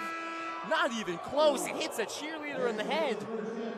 And Fordham a 24-point lead after the block, steal, and bucket. Finished off by Joshua Rivera. All things considered, not that bad of a first half for the Fordham Rams, ahead 56-32.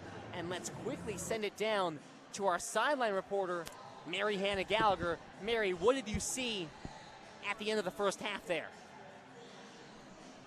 Thanks, guys. The Rams are making it clear tonight as we round off the half that they're not just here to win, they're here to perfect their craft. Coach Urgo has his squad locked in as they've maintained an extensive lead, emphasizing fundamentals like playing on 2 feet, driving to jump shots, and avoiding risky plays. Even when the players might be tempted to ease off the gas, Urgo's approach is relentless. To him, this game is no different from any other. Every moment is a chance to improve. Defensively, they've lightened up near the rim, forcing together shots and limiting those naked layups. Offensively, it's all about precision, using this matchup to iron out the details. Urgo's already looking ahead to Friday's showdown against 2-2 Drexel, who's currently up on Fairfield in the second half. He's made it clear these tips and tweaks tonight aren't just for the show, they're building blocks for future success. The Rams are dialed in, and it's showing on the court. Thanks, guys. Excellent stuff, Mary. And I think, that's the balance of focus on your opponent, but be wary of the schedule ahead. The next 3 games, pretty difficult for the Rams. Drexel's no slouch, and then Penn State and either Clemson or San Francisco when you get to Daytona Beach. So that's 3 tough games for the Rams, and it's a Rams team that hasn't played perfect basketball by any means even today. No, and these next 3 games are tests all in different ways. You have Drexel, one of the more physical teams that's on a college basketball court recently. Penn State, a precision team that loves to score some heavy amount of points. And then Clemson, an all-around beast. San Francisco's no slouch either. So again, like you said, these next 3 games, big tests for the Rams. After one half of play, Fordham 56, Georgian Court 32. We send it back to the Rose Hill Studios, the one-on-one halftime report with James Burley and Thomas Tisdale. The one-on-one halftime report.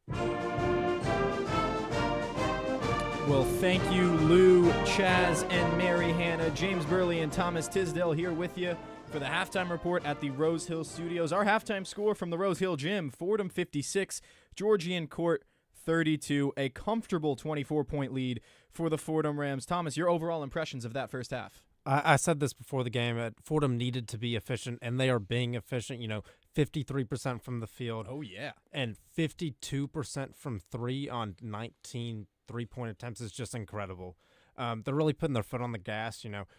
They had 56 points in the first half, which is the best so far this season, and they're taking advantage of a weaker opponent, and they're making it look easy. Well, this is the idea. You have to welcome a team like Georgian Court to get some wind in your sails early on in the season. They took a little bit of a wake-up call, like the incomparable Chaz McAdams called it in the previous game against Manhattan, a game that they would have liked to have had back. So now you have an opportunity to really go and turn things around, and that's exactly what they're doing through the first 20 minutes in this one. For a while, it looked like they were keeping Georgian Court off the board a lot, but it goes to show the best defense, is a good offense, and Fordham's offense has really showed up tonight. Yeah, it's been an all-around performance from up and down the roster. Our leading scorer is Jackie Johnson, as usual, with 9, but everyone that has played significant minutes has gone on the board. Jaden Smith getting his first career points for Fordham, the 4-star recruit, and so it's been a clinic from the Fordham offense tonight. Maybe you would have liked to see a little tighter on defense, a little more physicality, but ultimately you can't be mad at this performance. Yeah, and that's exactly what the goal was in this game. It wasn't always about can we get the win. It was about can we have a statement win. And currently they're making that statement. You mentioned it. They've been really spreading the scoring too. Yes, it's Jackie Johnson with 9 points, but right behind him you've got Joshua Rivera with 8, Jameer Tripp, who makes his first appearance of the season on 8 points as well. Ramad Dean has been shooting the 3-ball really nicely. Will Richardson said he wanted him to shoot the 3-ball, and he's been doing a good job of that in this game. He's got 7 points. And they've got points from just about everybody on the roster today. They've got everybody off the court. And a good introduction to Jaden Smith, one of the bigger guys here on this Fordham team. Simbila has had a good job in the low post. And I've seen a good amount of offensive rebounds. They've got 7 to Georgian Court's 4. The second chance points have been great. And they've been in charge of this game from start to finish, which is exactly what you wanted. 30 bench points to Georgian Court's 13, although the on-court points pretty close, 24 to 21. A good spread of point scorers from Fordham tonight. Yeah, that's exactly what you wanted. You wanted the guys on the bench who necessarily haven't played a lot of minutes this season to get in a rhythm, and they've gotten a rhythm pretty excellently. The one critique you may have is the sort of they're getting into a sort of a chippy battle. There was that moment where they had the offsetting technicals, and that's a moment where you can sort of lose your head for a bit just as a team, but they really focused in and went on a run to sort of end the first half. Yeah, Taheen Braswell-Brown was given a technical, and then they offset technicals. I believe it was Ramad Dean got the other one for stepping in there to help his teammate. A bit of a unusual situation. We'll leave it at that. Not exactly what we would have decided in that moment. But as for Georgian Court, they do have a bit of a good run offensively to end that first half. It looked like they were going to be way out of it. They're still down by 24 points, of course. Fordham taking advantage of the extra space out on the court there, their extra athleticism. They've done a really good job at taking chances, and they've been relentless too. The second chance points, fighting for every rebound. I've been impressed with that, but credit where credit's due. Justin Aguirre-Nkansa has got 7 points. He leads the team over the side from Lakewood, New Jersey. Overall, who's been the most impressive fixture of this first half? Is it seeing Jaden Smith? Is it getting Jameer Tripp back there? Is it Ramad Dean hitting the threes despite a bit of a dodgy technical foul? What have you been most excited about? I've been most excited about Jameer Tripp. You mentioned it's his first game of the season, and so being able to see him just get into a rhythm from three and then also from the free throw line is an incredible sight to see, and one Fordham fan should be very excited to see, especially if he works his way back into that starting lineup. Well, we talk about free throws. It's a bit of a negative, but we're being nitpicky because the game is going so well. Only 63% from free throw, 10 for 16 from Fordham, whereas 5 for 5 for Georgia Court. They've had the opportunities to get up there, 9 personal fouls in the first half for this Georgian Court team, but they haven't been great from the charity stripe. This is a thing that, has not always been Fordham's mantra, MO, is to beat teams at the stripe. But, in college basketball, when it comes down to the important games, it's really going to matter. Is that any concern to you at this point of the season, or is it still early? They're working out the kinks, and this is just one of those games? I think it's just one of the games. In the game against Manhattan, they shot nearly 80%, and they still fell. So it's definitely something you got to work on and continually throughout the season, because as you mentioned, in those tight sort of conference games, those points at the charity stripe are going to eventually add up, and it may cost you. It may be the difference between a win and a loss. Mm-hmm. So just being on the lookout to see steadily improvement in that area would be nice. Yeah, and not just in the conference games. Chaz and Lou mentioned it.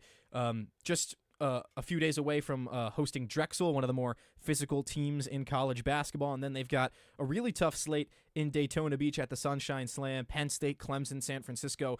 This is really when you want to start playing your best basketball, because those tests are going to show you what you're made of, and when you got a team like Georgian Court in front of you, it's time to pay the piper, and they've done a good job of that thus far. I want to give a little bit of a mention as well to Jaden Smith. Of course, we did mention him, but we're going to go in a little bit more depth. His first minutes looks like a mobile type of center, 6'11" from Chicago, Illinois, the 4-star recruit, one of the more highly touted guys coming into this Fordham team, and he looked like he could fit in pretty comfortably in that first half. He had some good moments there and put some points on the board. Yeah, I was really impressed by his performance. He was dominant on the glasses, which is something you love to see. You need that. Yeah, exactly. You got 4 rebounds, and Fordham against Manhattan struggled on the glass, and so seeing a tall physical guy come in and get 4 of those rebounds is big, and then also just being relatively efficient from close range is also big to see.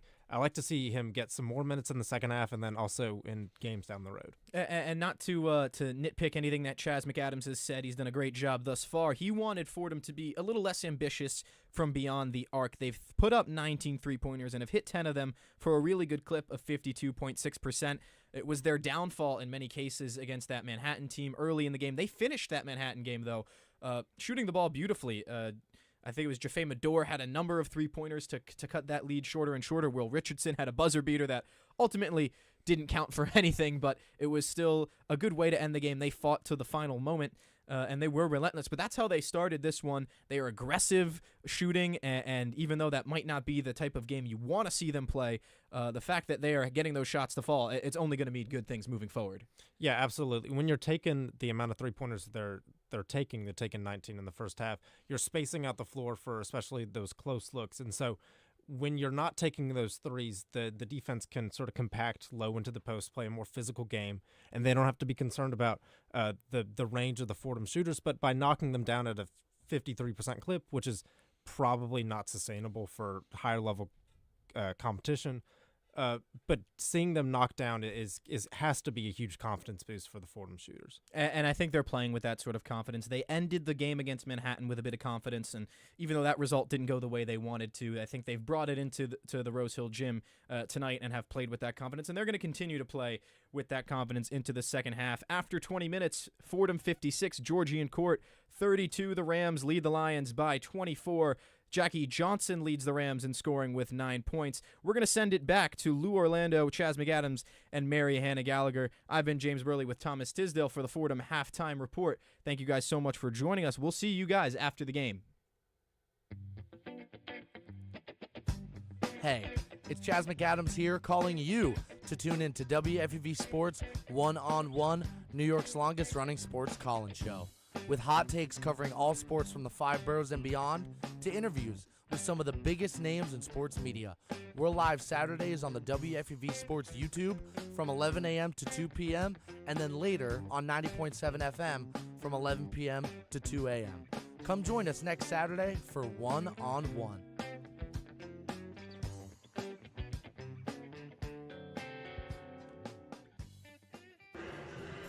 Lou Orlando, Chaz McAdams, Fordham men's basketball on WFUV Sports. The Fordham Rams, Division II, Georgian Court Lions. There's one half in the books, and the Rams ahead by 24 points. 9 by Jackie Johnson III, 8 from Josh Rivera and Jamir Tripp, 7 from Ahmad Dean. The list continues.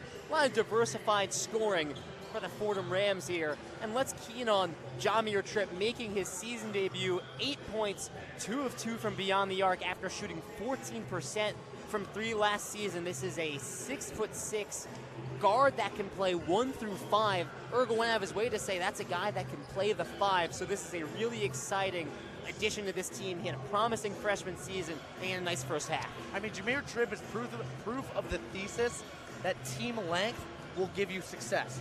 The way that he's able to manipulate the basketball, go through defenses, his jab steps are harder than yours, his up fakes are harder than yours. Because of how lanky he is, he has you going up in the air and biting more times.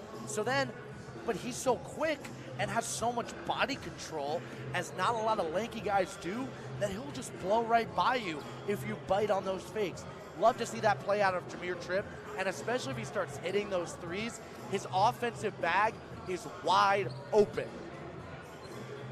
Fordham leading by 24, but it has not been a flawless outing by any means. And one of the storylines that we've been following somewhat closely is the way that they've modified their press this year, a very aggressive press that's come to hurt them on the backhand. And when you look at Georgian Court, 20 points in the paint, a lot of those coming in transition, breaking the press. What are you seeing from Fordham's full court press? So it's a tight man press that is designed to create turnovers in the backcourt, being on the inbounding side. They want to create turnovers as close to the inbound as possible, so they send the person guarding the inbounder. How a lot of teams go to break the press, you stack 2 guys at the free throw line and have them go up to opposite corners, so then you're drawing the defense out. How Fordham is trying to create turnovers off that is by sending the guy guarding the inbounder directly to the corner where it's inbounded to create an instant trap. Now, if they do that against skilled ball handlers, they'll be able to get the ball out of their hands as quick as possible and break the press.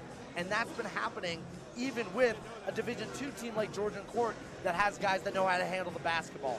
That you have your Taheen Braswell Browns, you have your Cam Edmonds that just know how to zip down the court and beat the press with pure physicality. That's what we saw versus Manhattan. So, the way that Fordham's hoping to combat that is by creating a more aware presence in the backcourt, being the side that the other team is trying to score on. Your Abdou Simbilas, your Matt Zonas, Josh Rivera's, Romad Deans. Those guys are the ones that have to create a lot of turnovers and create a more of a cushion for the 3 aggressors that are playing on the inbounding side. Fordham has a lead, a comfortable lead, but maybe not the lead that you envisioned after one half of play again against not just a Division II opponent, but a Division II opponent that ranks dead last in the CACC, one of the worst Division II teams last year. What do you want to see from the Rams this half besides Jamison O'Toole? Yeah, gas. I just want to see more discipline on both ends of the ball. I think the offense is getting into the motion and they're getting into the swing of things. Obviously, a lot of threes being hit so far in this contest, 10 for the Rams. But I also need to see more discipline on defense. Transition. The 20 points, 20 paint points for the Georgian Court Lions, I would say about 15, 16 of those are in transition. Only 4, maybe 6 of them have happened in a half-court setting. So make sure that you're disciplined in your press. You're making sure that you don't leave the restricted area wide open. And you just play Fordham basketball. Fordham 10 of 19 from 3 in the first half. A chance perhaps to break the Fordham three-point record today. Santiago, as Georgian Court starts the second half with the ball. Fordham ahead, 56-32. Harper all alone up top, takes the three and rolls in. Breakdown there defensively for the Rams. Opening 20 seconds. Georgian Court quickly back within 21. Zona up top. Shovels for Dean, right wing three, it goes! Ramon Dean, his third three of the game. 11 for the team, and I believe, I do know that is the record because the women's team almost hit it when they played Georgian Court last year. That's fair. Fordham needs 19 threes to tie the program record. They need 20 to have sole lead of the program record. They had 19 against GW last year in that triple overtime affair. Here's the drive from Baker, reverse layup, rattles in. 59-37, Fordham ahead.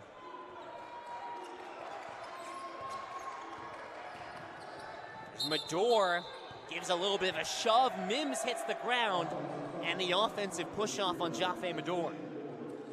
I think Mims tripped on Ramon Dean's foot trying to set the screen there, and it was just some normal extent. Again, and the starters pulled. Ergo does not like what he sees. Ergo switches out his starting 5 a minute, 9 seconds into the second half. A full new 5 out. Pettis, Rivera, Timbila, Tripp, and Riley. Here's Mims. The Rams ahead by 22 in the opening minute 15. Mims drives left lane, stops, turns around and kicks out Harper. Fakes the three, drives, fumbles, kicks out Santiago. Santiago kicks out to Baker, all alone up top, takes the three off left iron. Braswell Brown gets the rebound, the kick out to Harper. Harper drives, takes the mid-range, it's short, and Rivera rips the rebound away. Rams by 22, Jamir Tripp takes the ball up. Timbila up top, swings left for Rivera. Off the Timbila screen, drives left, hops at the block, kicks out for Tripp. Tripp caught at the elbow, cuts inside, the floater's good. Jamir Tripp, double digits in his season debut. Look at the finesse out of 1 through 5 there. Shout out Jamir Tripp for some great play so far today. As Baker gets the pass along the near side, Jamir Tripp adds a new layer of scoring to the Rams.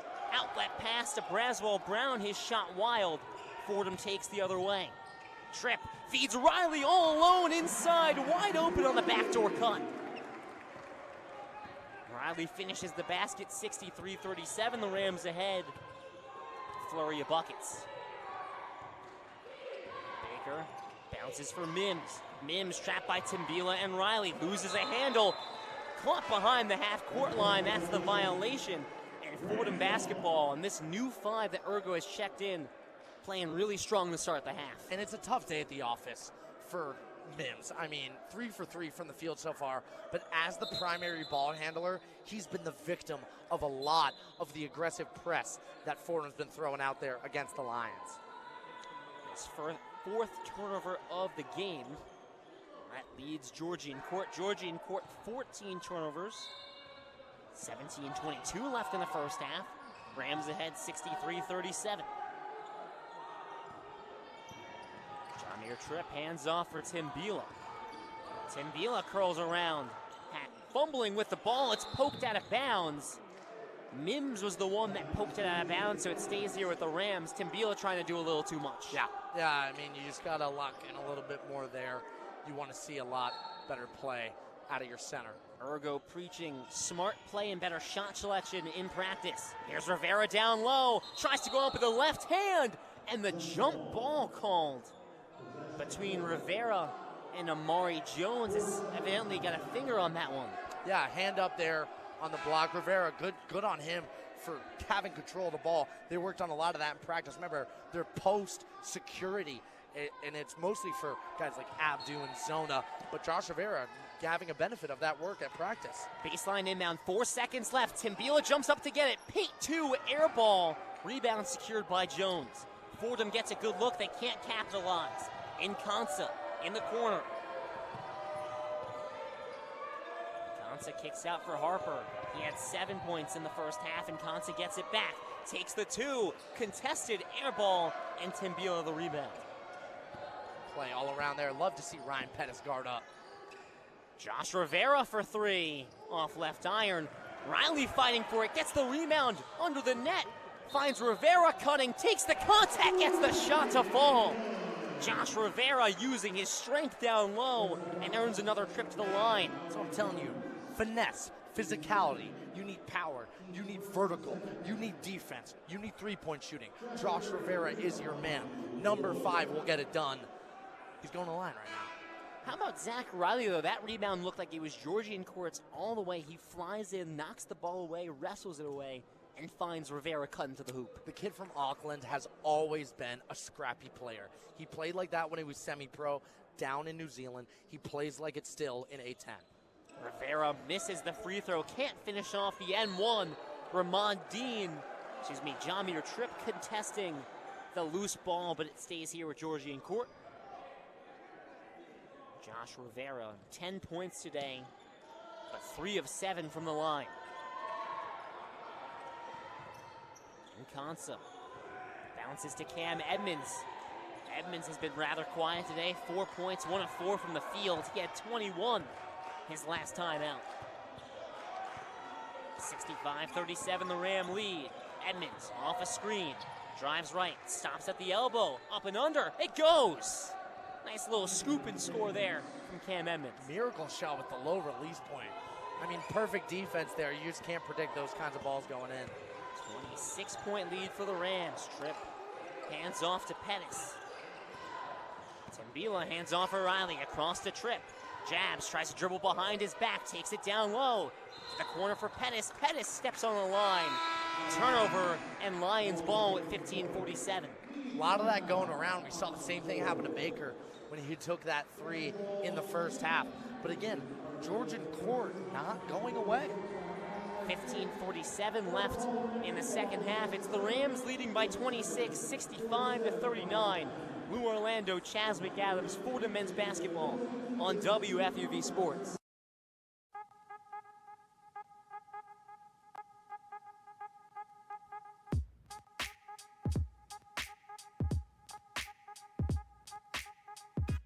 How's it going, everyone? Will Talent here, your New York Giants beat reporter for the 2024 season.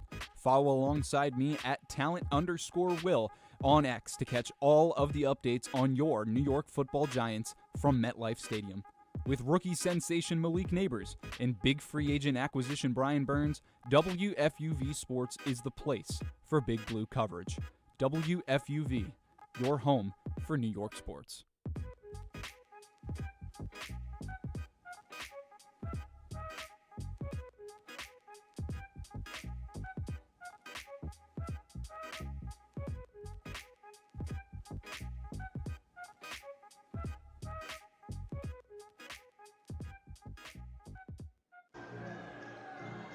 Rose Hill Gym, the 2-2 Fordham Rams, the 0-3 Georgian Court Lions. Georgian Court, Division II basketball team, and the Rams have a 26-point lead. Despite the fact that Fordham has controlled with the lead for most of this game, it feels like they haven't really been able to put Georgian Court completely in the rearview mirror. Georgian Court hanging around in this 20 to 25-point range, just doing enough to hang in there. Yeah, they're just doing enough to cause suspicion here for the Rams. And again, I really do think you got to put that final hammer strike, nail into the coffin, and just put this one away. Free the dogs, get the walk-ons out there. This is going to be the only opportunity. Obvious bias from my part, but it's just like, if the Rams execute at a high level, for the next 5 minutes. There's no reason why they can't free the dogs. And you understandably have a little personal investment into that, but we know that a lot of the main role players and starters on this team have a lot of love for the walk-ons. And we talked to Will Richardson at the beginning of the season. He said people really have no concept of how much work goes in to being a walk-on. A lot of times they're the hardest working players on the team. So you get a matchup against a Division II team, you have to think everyone on the court right now is trying to get the players that they work with in practice, that they know work so hard, trying to get them some minutes in the actual game. Absolutely. And it's not even just the walk-ons. Alexander Pahutsky hasn't even checked into the game yet. You got to get some of the higher scholarship guys a chance. It's just you have to fight for your guys. You have to fight for your teammates. That's why you execute when you're up 25. Jackie Johnson running with Edmonds. Takes it into the offensive court. Edmonds dribble drive up with the left hand. Beats Zona to the basket. Off glass it in. That is a pretty basket from number 2, Cam Edmonds. And you get a little sneak peek at the explosiveness that resulted in 21 points in his season debut on Friday. Adore to Dean, all alone in the corner for 3. It rolls out. Zona offensive board up with the right hand. It's blocked by Onichi. Going the other way. Edmonds for 3. That one goes. 65-44. Georgian Court within 21. 5 straight points for Edmonds. Cam Edmonds quiet in the first half, but he can get going just like that. Cam Edmonds now 11 points, 5 of them coming in the last 30 seconds. Yeah, I mean, he is an explosive athlete on all fronts, and you saw what he's been doing to this press, just getting up through the middle of the basketball court and blowing by his defenders. Fordham ball in the offensive half court. Clock ticks under 15 minutes. Rams lead by 21. The lob for Jaden Smith. Back to the basket. Squares up and has it swiped away by Onichi. Onichi, a couple of big defensive plays. The block and the steal. Feed into the corner for Ajari and Kansa. He stepped out of bounds. Fordham catches a break. And honestly, 44 points, giving that up to a Division II team is maybe the bigger problem that I'm seeing for the Rams. That is kind of honestly major. I've seen them give up less to Division I teams, to Atlantic 10 teams. It just doesn't seem like they're in the headspace to go out here and dominate. Coach Ergo came in warning about the three-point shooting. Georgian Court only 3 of 11 from 3. They found the baskets inside most of the time. Dean, feed for Jaden Smith, goes off his fingertips and off the rim. Smith gets it back, working on Onichi. The righty, too, won't go, but he draws the foul. 6 for 11, Jaden Smith. Working on the 6'7" Charles Onichi, but Charles Onichi had the strength there, pushing Smith back. Yeah, which is great to see out of Onichi. I mean, what a fantastic player for the Lions. And I think, again, the Lions just are showing all heart and not going away at all. Jaden Smith, 6 for 11, 220. Having trouble fighting for positioning down there as he misses his first free throw, and I think one of the things that they're looking for him to develop this year is the physicality, being able to play with the physicality of D1 basketball or even D2 basketball. Yeah, you just got to put on some weight at the end of the day. You can't survive at those physical metrics that you just said, especially when we get into Atlantic 10 play. Jaden Smith goes 1 of 2 from the line, 5 points for the freshman. Ramad Dean will inbound, will pressure on the inbound. Broswell Brown bounces. Jackie Johnson jumps the pass and called for the foul, had the hand on the back there. Physical play all around there for the Rams. I mean, you gotta find another way to have a guy like Santiago not get position on you. This time it's stolen by Medor, keeps it live, finds Dean, the kick out to Richardson. Medor all alone in the corner, his 3 goes. 69-44 the Rams lead as they steal it off the inbound. There's Santiago on the near side. Richardson knocks it away. In transition, Johnson, the left hand, finishes it off. And this is when you run it up here. This is when you get the opportunity to free the dogs. 71-44, the Rams lead by 27. That pass by Anthony Gooden thrown off the knee of Ramad Dean. Stays here with Georgian Court. Fordham getting a couple steals with the press break. The key look here is going to be for Jaden Smith defensively, out there in the backcourt alone, trying to not trying to not leave the rim wide open like Fordham has so far today. Ramad Dean all over Anthony Gooden on the baseline inbound, and he knocks the pass out of bounds once again. Gooden can't get a clean look here. Hasn't been able to get a look on Ramad all day. Gooden pumps, trying to break free. The bounce pass finds Braswell Brown. Braswell Brown crosses half court, running in transition. Medor comes from behind, knocks it away, stays with the Lions, but Fordham poking the ball free at every turn. You love to see fight like that. Right now, he is fighting for his guys. Talking to Jaffe yesterday before this game, he was like, I want to see J-Mo, I want to see Max, I want to see Brian get in. Santiago, the trigger man along the baseline. Smith slaps it out of bounds. And this Fordham pressure has become relentless the past few minutes. Yeah, it's just something that Georgian Court hasn't been able to handle. And it's honestly more X's and O's than anything for them to try to get something going. Fedor needs to drop some different kind of press break. It's last touched by Georgian Court. Fordham ball as Jaden Smith forces the turnover. Richardson across to Medor, has space, corner for Dean, pumps, dribbles in, back out to Medor. 13:30 to play, the Rams by 27. Smith up top. Richardson feeds Smith, squares up, double teamed, has it swiped away but keeps it in. Now it's stolen by Onichi. Feeds Gooden. Gooden, Euro step, blocked by Dean. Johnson feeds Richardson all alone, back to Smith, he slams it down. Richardson getting the freshman an easy bucket, and he slams it home. That's the play you love to see. That's why you fight for your guys to the very end. Jaden Smith, 7 points. Fordham up by 29, and the illegal screen by Charles Onichi. And Fordham getting the ball back, momentum firmly in their favor.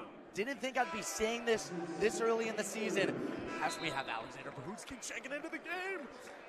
There is not an answer for Jaden Smith out there on the floor. Even at those metrics that you're saying, 6'11", 220, he's still finding a way to dominate. The freshman Alexander Bahutsky, 6'5" out of Toronto, looking for his first points of the collegiate career. Sets up shop in the far corner. Medor dribbles up top. Dean fakes the handoff to him. Richardson gets the handoff, feed down low for Smith, blocked from behind by Onichi. Smith goes back up, gets the bucket to fall, 9 points for the freshman. Here's Bahutsky pressuring Harper in the forecourt. Harper beats him on the far side, and the foul called on Alexander Bahutsky. Kind of got caught in no man's land there. Yeah, on an island there in the backcourt versus a very skilled ball handler that not only has some speed on him, but a lot of weight out of there in Justin Harper. Fordham's lead to 31. First time that the lead has reached the 30-point mark today. Mims up top uses the screen. Sends it back for Harper. 15 on the shot clock. Harper, dribble drive. Up with the left hand, blocked by Smith. Jaden Smith doing it on both sides of the court. Cross to Richardson. Wants Ramad Dean down low. We'll wait the call. The ball trickled out of bounds. No foul. Yeah, I think Ramad was having a little hard time getting an angle there. Dove in too close to the block. I think Richardson just needed a little more spin on the ball there. But great play out of Ramad so far this game. That's undeniable. Dean checks out. Josh Rivera comes in. 75-44, the Ram lead. 12:06 left in the second half. Cam Edwards to take it up. Rams trying to get more of their reserves in. Alexander Bahutsky stays in, guarding Braswell Brown. Edmonds up top. Jaden Smith switches on. Left elbow two, bounces out. Jaden Smith pulls down the board. Now battling down low with Edmonds and Onichi. And Onichi able to draw the jump ball. I think that might be a it's called the foul. The foul called against Cam Edmonds. Got too physical fighting for the rebound. Yeah, you love to draw that if you're Jaden Smith, and you love to see that if you're Coach Keith Ergo. Again, you're all skill, all potential athlete becoming a more disciplined player, an attitude system player for the Fordham Rams. You absolutely love to see it. Four-star athlete. Rams leading by 31 at the under 12. Fordham 75, Georgian Court 44. Let's send it back to the Rosedale Studios. Thomas Tisdale, the one-on-one scoreboard update. The one-on-one scoreboard. Across the five boroughs, the Knicks put on an absolute clinic last night against the struggling Wizards. winning by 28 behind double-doubles from Brunson and Cat. The Knicks play tomorrow against the Suns at 10 p.m. The Nets tipped off against the Hornets at 7. The Brooklyn has lost their 5 of the last 8 and is looking to stay in the running for the NBA Cup with a win tonight. The score is tied going into half. Both New York hockey teams are playing tonight in Canada. The Rangers are taking on the Canucks in Vancouver at 10, and the Islanders face the red-hot Calgary Flames tonight at 9. After the greatest regular season of all time, Fordham Water Polo looks to carry the 28-game winning streak into the postseason as they play Mercyhurst this Friday. Fordham men's soccer takes on Cornell in the first round of the NCAA tournament. Kickoff is at Thursday at 5. With one-on-one scoreboard, I'm Thomas Tisdale.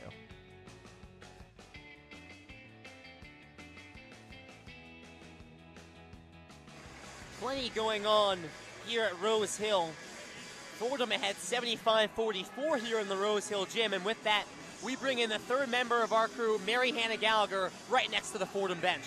Hi guys, thanks for having me again. So the Rams are putting on a show tonight, but they're not without a little concern. Turnovers have been creeping in, and Coach Urgo is focused on making sure they don't become the team's Achilles heel. However, the Rams have been giving them these turnovers right back, having back-to-back plays, all with defensively drilling communication around the three-point line, keeping everyone in sync to stop Manhattan-style breakdowns from happening again. But let's talk about this bench. It's absolutely electric. You can feel the energy as players come off the bench, tossing their warm-up jerseys off and diving right into the action. The chemistry is contagious, with jokes flying between the court and the sideline, even as they rack up turnover after turnover for the opposing team. This game feels like the reset the Rams needed after their tough loss to Manhattan. The focus, the energy, the sheer fun, it's all coming together. Deep into the half, they're not just dominating, they're building momentum for what's next as we round out this game in Rose Thrill. Well, thank you, Mary. And you're starting to see some of the pieces fall together here as the Rams take a 30-point lead. They get a freshman in Alexander Pahutsky, and again, still not flawless play across the board, but starting to exercise their will in a manner that we expected. Yeah, room for improvement for sure, but again, you just dominate. You got to go out there and dominate. There's no two ways about it. Mental reset, physical reset, everything. Love to see Jameer Tripp, Alexander Pahutsky, Ryan Pettis, Jaden Smith out there. It's your starting 5, or the 5 out there on the court right now. Fordham the ball after the under 12. Jameer Tripp takes it through. Gives it back to Pahutsky.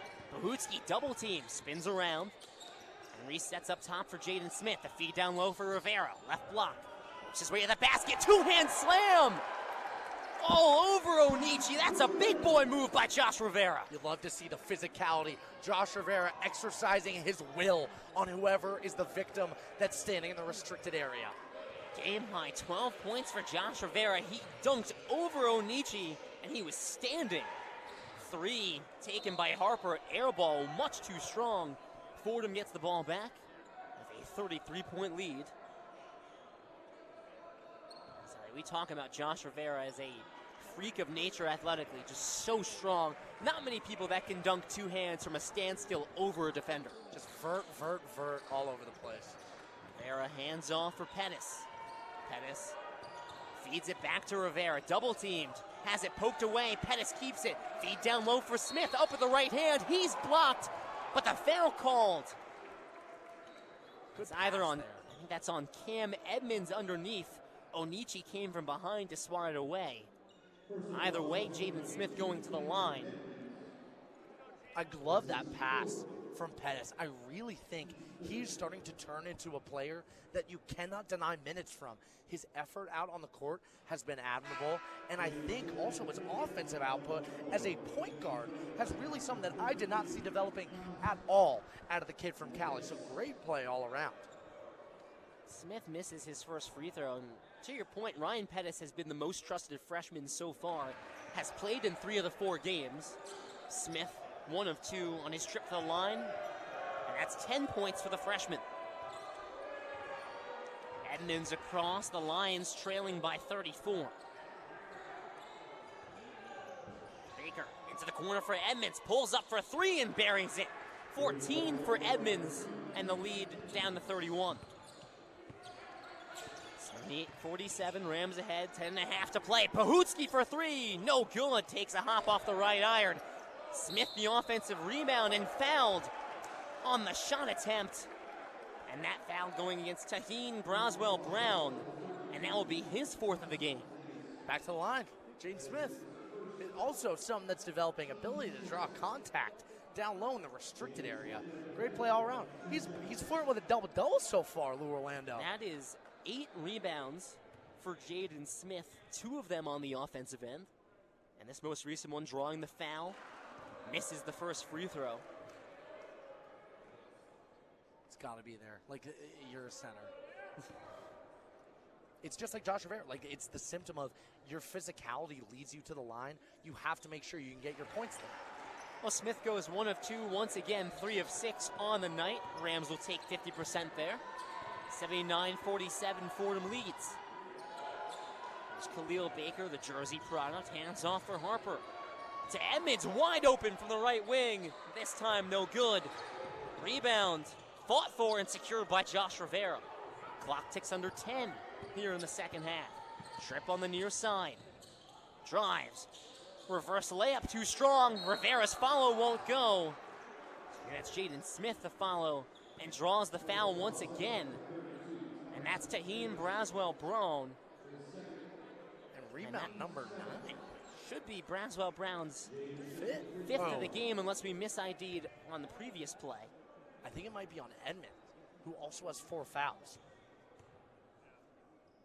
We'll follow up with you in a second. Smith back to the line.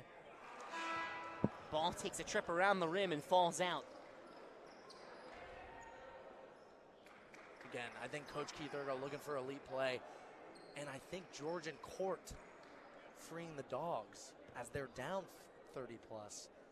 Will the Rams follow suit? I feel like I'm on NPR with this cadence. Whispering. Smith sinks the second free throw. Stays at 50% now, 4 of 8 from the line. And 12 points today, that ties a team high. So Jaden Smith getting involved here in the second half. There's Edmonds. The screen from Menegas. Anthony Gooden, right wing. Back to Edmonds. Edmonds 14 today, 5 of 10 from the field. 9:30 to play.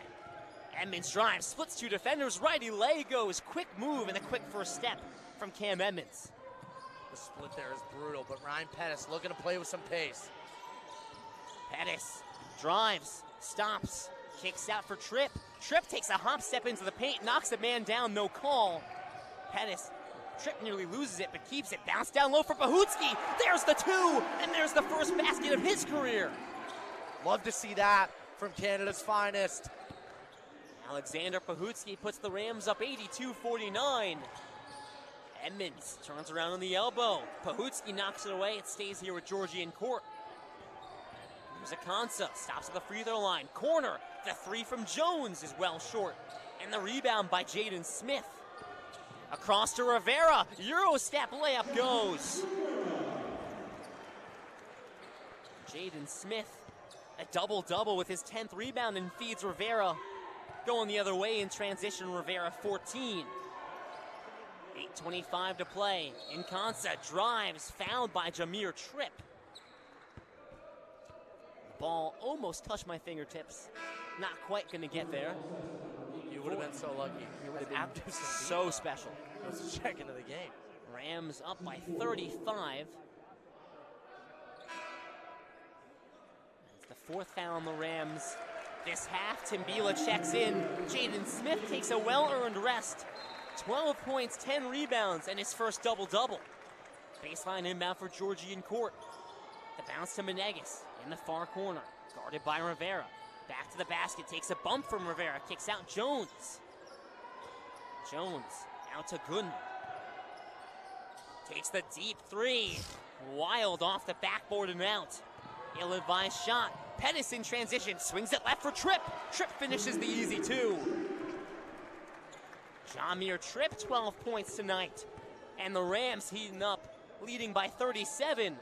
And Chaz, your cousin, literally Jamison O'Toole, set to check in. The 3 from Nkansa, no good. Pahutski the rebound. Pahutski across to Tripp.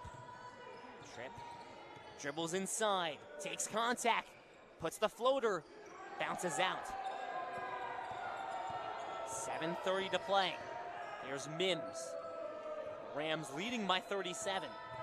Mims drives on Tripp, stops at the free throw line, fades away. That one goes. Tough contested, too.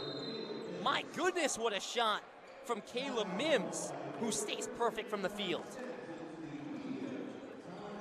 Well, Mims' basket takes us to the media timeout. Still the Rams are their largest leads of the night, up by 35. It's an 86-51 lead. Takes us to our under 8 media timeout. Lou Orlando, Chaz McAdams, Fordham men's basketball on WFUV Sports.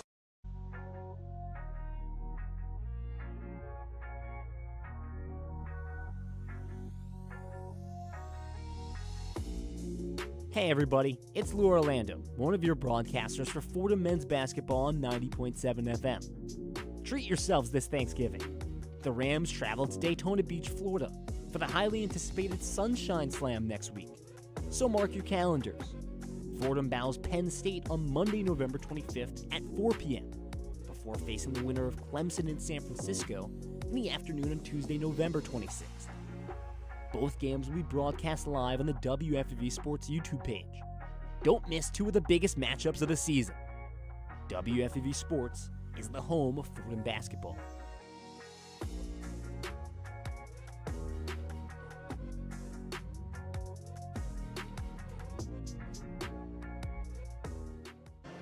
The fan cam going from Rose Hill. Vibes are high in the historic Rose Hill Gym, and for good reason. The Rams up 86-51 with 7:21 left in the second half. Lou Orlando, Chaz McAdams, our silent reporter Mary Hannah Gallagher, our on-site Kurt Sippel.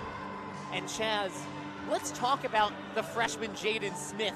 Entered today averaging just 6.5 minutes in his lone 2 appearances, had not recorded a point, had only recorded 2 rebounds. He comes in here, 12 points, 10 rebounds, 4 of 6 shooting in 12 minutes of play, putting the athleticism and the talent on display that made him one of the highest recruits all time in Fordham basketball history.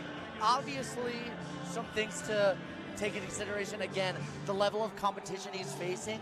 But I want to talk about the potential that it shows when you first get your real chunk of minutes to get a double-double like that, to input your will, to be physical, to get to the line as much as he did, despite his struggles there.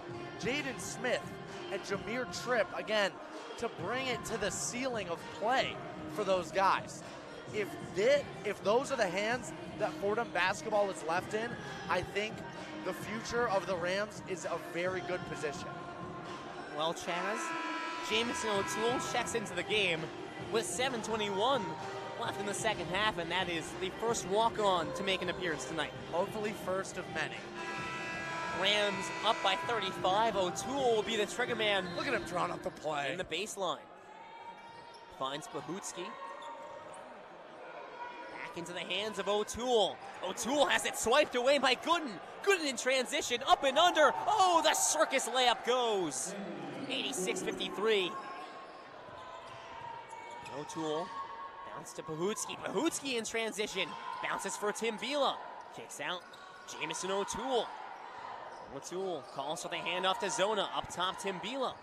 Fakes the handoff to Pahutski. Dribbles down to the left block. Turnaround Jay, no good. And the rebound by Mims. Mims, top of the key. Tim Bila giving him space. Mims, a perfect 4 of 4 after an impressive contested fadeaway on a much taller Jameer Tripp. 6.5 to play. The Rams lead by 33. And Konsa rips through, righty layup, no good, but draws the foul on the way. And I think that's got to be the mentality out there for the Rams, is just you can't let them get anything easy left in the night. 6:27 to go. Well, Georgian Court will head to the line. Clock freezes with 6:27. We have a timeout. Rams ahead by 33 points, 86-53. Lou Orlando, Chaz McAdams, Fordham men's basketball on WFUV Sports.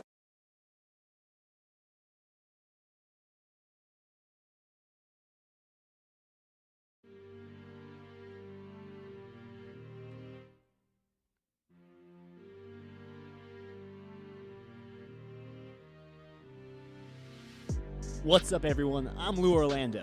And I'm Evan Harkin. We're your broadcasters for the 2024 Fordham football season.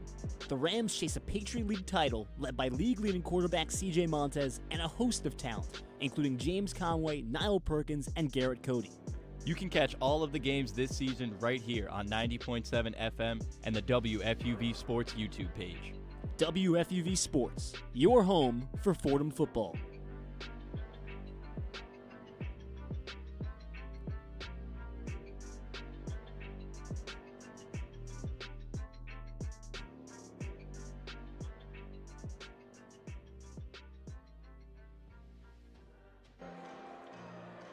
Orlando, Chaz McAdams, and on behalf of our entire WFUV Sports crew, we thank you for tuning in. Fifth game for the Fordham Rams. Rams 2-2, Georgian Court Lions 0-3, and the Rams are going to improve to 3-2. They win over Georgian Court. They lead by 33 with 6.5 to play. Jamison O'Toole, the first of hopefully many walk-ons to check in today. Fordham has a gauntlet of a schedule coming up. Drexel at home on Friday, and then the Sunshine Slam, Penn State, and then you draw one of Clemson or San Francisco. What are your takeaways so far from the level the Rams have played with? Obviously coming off the 2-point loss against Manhattan, you didn't play the way you needed to against an inferior opponent. As we've said, this has not always been a perfect game, but they are in the driver's seat. I think figuring out how to maintain that press was everything for the Rams, and is going to be everything for the Rams this season. If that's the identity that you want to run with as Coach Keith Urgo, then you have to be willing to make tweaks, because people are going to scout you, they're going to adjust, you have to adjust back. That's how you win basketball games consistently and on streaks. So I think that if you're Coach Keith Urgo, you're looking to make changes to the press as you go, but keep creating turnovers, keep that your identity, keep trapping the ball handlers, and just maintain excellence on the defensive end. Rare combination here for Keith Urgo and the Fordham Rams. Matt Zona and Abdou Timbila both on the court at the same time. Ryan Pettis, Alexander Pahutsky, and Jamison O'Toole round out the five. And it's Justin Ajare and Kansai to the line following the media timeout. Rams lead by 33 as we await the resuming of play. Ajare and Kansai, 7 points today. He misses his first free throw.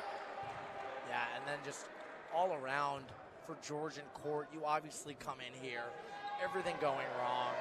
You don't get here on time, your bus breaks down, and you're playing a superior opponent. It's brutal all around. Sometimes it's a tough draw. And Kansai sinks the second free throw. 86-54, the Fordham lead. There's Pahutsky along the near side. Pettis at center court.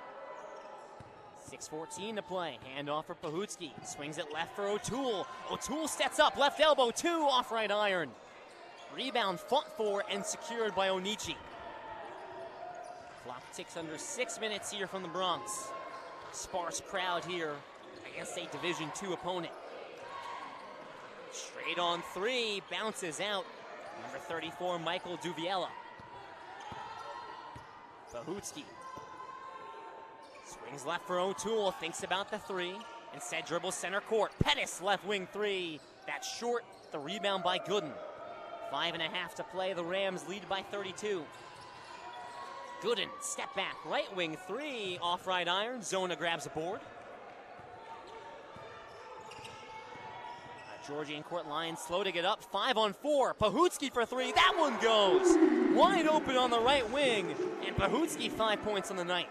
There we go. Pahutsky coming into his own. We know he loves to shoot the long ball. That was his calling card coming in. The scouting report we read on the freshman.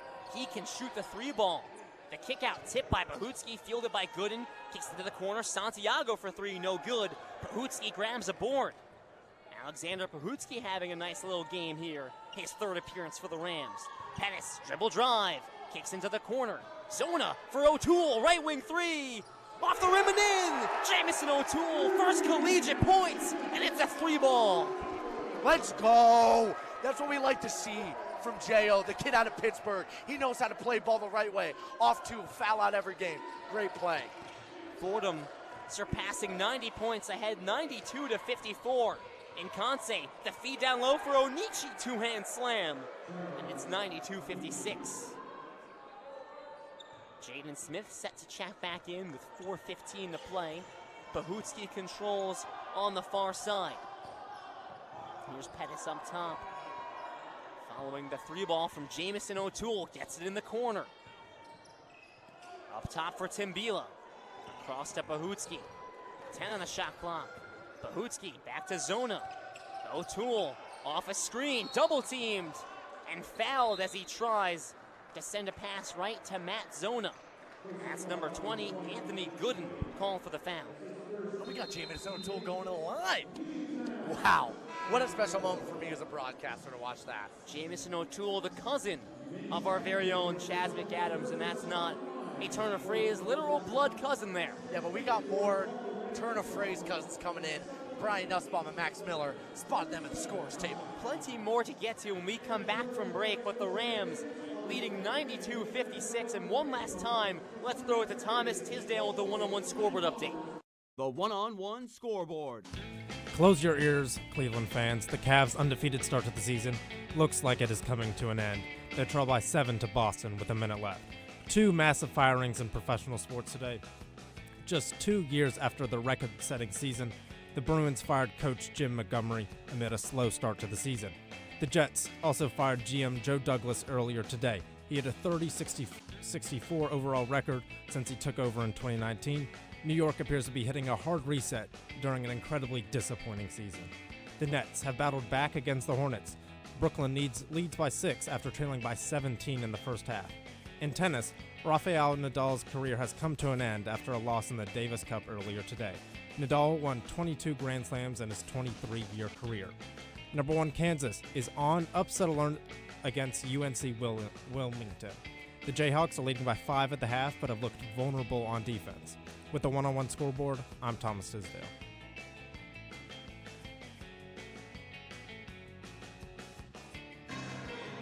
Fordham men's basketball on WFUV Sports. Chaz, the walk-ons have entered.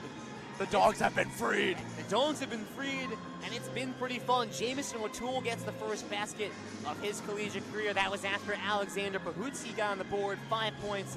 He nailed the three. The Rams up 92-56, and you know the sideline's going to get a real kick out of the final 4 minutes here, watching some of their beloved teammates get some time on the court. Yeah, this is everything. Nussbaum, Miller, Bahutsky, O'Toole, Smith. R5 versus your 5. R5 versus your 5. Well, Jamison O'Toole, just moments after sinking his first collegiate basket, will go to the line. He'll be able to shoot 2. First free throw goes and nothing but net. I mean, look at the form there. That's just pure. You know what I mean? That's a basketball family. It's in his blood. You know what I mean? Iron sharpens iron. The way he's at practice, just guarding his best teammates.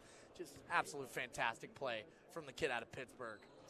Goes 2 for 2 from the line, and it is a basketball family. Has a relative on Villanova, a relative on Holy Cross, who actually came here and played against the Rams in an exhibition. Deep right wing 3 from Anthony Gooden, not even close. Jaden Smith, the rebound, make that 11 for the freshman. Bahutsky up top. Calls for the handoff to O'Toole. Up top, Smith. Hands it off for Brian Nussbaum. Nussbaum up top, curling down to the elbow. Bounces to O'Toole in the corner. Up top for Miller. Miller, free throw line, spins, kicks to the corner for Smith. Smith takes the 3, no good, as he stepped out of bounds. It's just weird that these walk-ons look good. Did you see how Max Miller was able to pivot out of that double team? He had an open shot there. That was a clean move by the freshman Max Miller. Who told me basketball could be fun?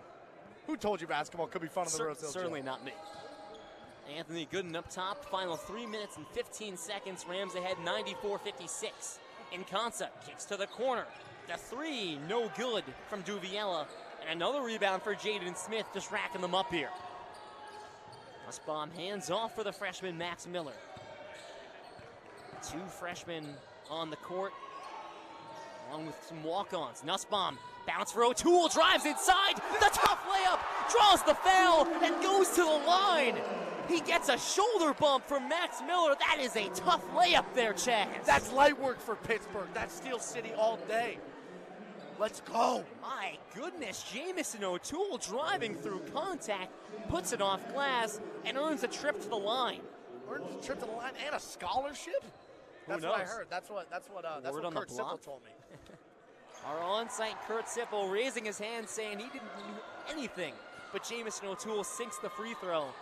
8 points for the sophomore who redshirted last year. Fordham ahead 97-56. Final 2 minutes and 40 seconds here from Rose Hill. Fordham, a 41-point lead. Gooden drives, kicks. Here's the three from Braswell Brown, no good. The rebound. Kicks out to Gordon. Here's Inconza, right wing three. Off the backboard and in. 97-59 is the Fordham lead. Let's go for 100 here in the Rose Hill gym. Fordham 3 points shy of hitting 100 for the first time this season. O'Toole, hands off for Nussbaum. Nussbaum left wing, pulls the three. It's short, grazes the rim. O'Toole offensive rebound. Gives to Miller. Miller in the corner, pulls the three, rolls out. Offensive rebound by Smith. Smith keeping it here, goes up through contact, no good. He grabs another rebound, puts it up, and this time draws the foul. 14 rebounds for Jaden Smith, and on the last one, earns a trip to the line. Okay, Rodman. Jaden Smith not letting anything easy go out tonight as the Rams go under 2. They're not going out quietly, though, at all, as they go to the double bonus. Jaden Smith, 12 and 13. That is a tough line for Jaden Smith, and his first free throw rattles in. Make it 13 points as he continues to make the double-double even more impressive. 13 points, 13 rebounds, 15 minutes. We make it 14 points as he goes 2 of 2 from the line. Past, present, future, it's always been Jaden Smith. 99 points for the Rams, a minute 50 to play as they lead by 40. Gooden crosses half court. Off a screen, Jaden Smith switches on. Inconza drives on Nussbaum. Kicks out to a wide open Gooden. He drives, kicks into the corner. Inconza for three. Well short. The rebound by Duviella. A foul in the process. It's going to be on Jaden over the back there after the rebound. Not able to be grabbed by Georgian Court. But wow, these guys can really play. That just shows you the difference between D1 and D2. You know what I mean? Even the walk-ons, man. Ergo praised his freshman class coming into the season as O'Toole tips the baseline pass out of bounds. Said it's one of the most mature freshman groups he's ever been around. That's a freshman group that includes walk-ons like Max Miller. Gooden up top, 15 on the shot clock, a minute 30 to play. Gooden drives, hangs in the air, the floater no good off right iron. Miller fighting for the rebound, it's won back by Georgian Court. Duviella, through contact, puts one up and draws the foul. Looks to be going against Alexander Pahutsky. Yeah.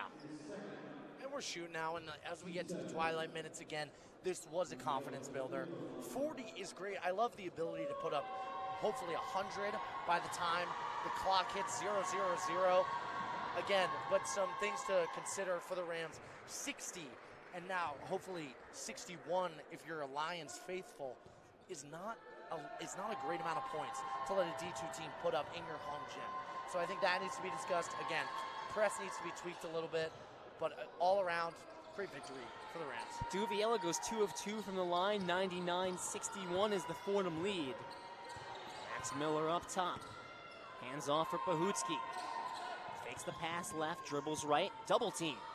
Resets up top to Jaden Smith. Left to Nussbaum. Corner for O'Toole. Takes the three. Too strong. Pahutsky the rebound. Follow-up shot goes. 101 points for the Fordham Rams. Pahutsky has 7 on the night. When was the last time we saw triple digits on our scoreboards? Let's get Kurt Sippel on that. Gooden drive. Splits 2 defenders. Reverse layup. Nearly goes. My goodness, that was pretty. Final 42 seconds. Pahutsky slowly takes it up. 20 on the shot clock. We'll see if Fordham chucks up one more shot. They've surpassed 100 on the night. Pahutski dribbles at the Script F logo, and this looks like they were just going to take the shot clock violation. 50-point victory on the night, Orlando. Great margin. That's the margin you expect. D1, D2. It did get shaky a little bit for there in the first half, but that is the margin of victory that you expect. Final 14.4 seconds here from Rose Hill. See if Georgian Court elects to take another shot right now. It's Inconza dribbling in front of half court. Final seconds tick off. This is the first time that Fordham has reached triple digits since that GW game, the triple overtime affair in Washington, D.C. Buzzer sounds, and the final score, Fordham 101, Georgian Court 61. The expected outcome for the Rams going against a Division II opponent, but a really strong second half surge there that sees walk-ons get in, show what they can do, and maybe the star of the game, Jaden Smith, a double-double, 14 points and 13 rebounds. Yeah, I mean, Jaden Smith, the phenom out there for the Rams. Just a fantastic player that the Rams were looking to develop. We're looking to see if he was worth it like that. And then just great play all around for Fordham. And what you like to see from the Fordham Rams, also the resilience that the bench pieces throw in, and the starters just maintaining and working hard for their teammates. It's just fantastic to see that the Rams get such a nice victory after such a disheartening loss to Manhattan. Well, we'll be joined by Coach in just a second. It's a feel-good win for the Rams. It's a one where almost everyone on their bench gets in.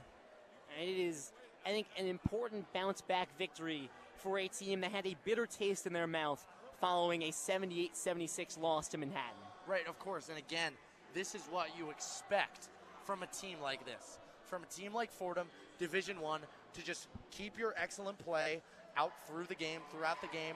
Again, it did get rocky at first, which has kind of been the tail of the tape for the Rams. It takes them a while to get into a rhythm, but once they do, they are really a fantastic offensive team all around. Well, one last time, let's get final thoughts from our sidelines reporter, Mary Hannah Gallagher. Mary, what did you see over there in a 101-61 win? Well, what a game tonight in Rose Hill as the Rams ended this game with discipline and determination.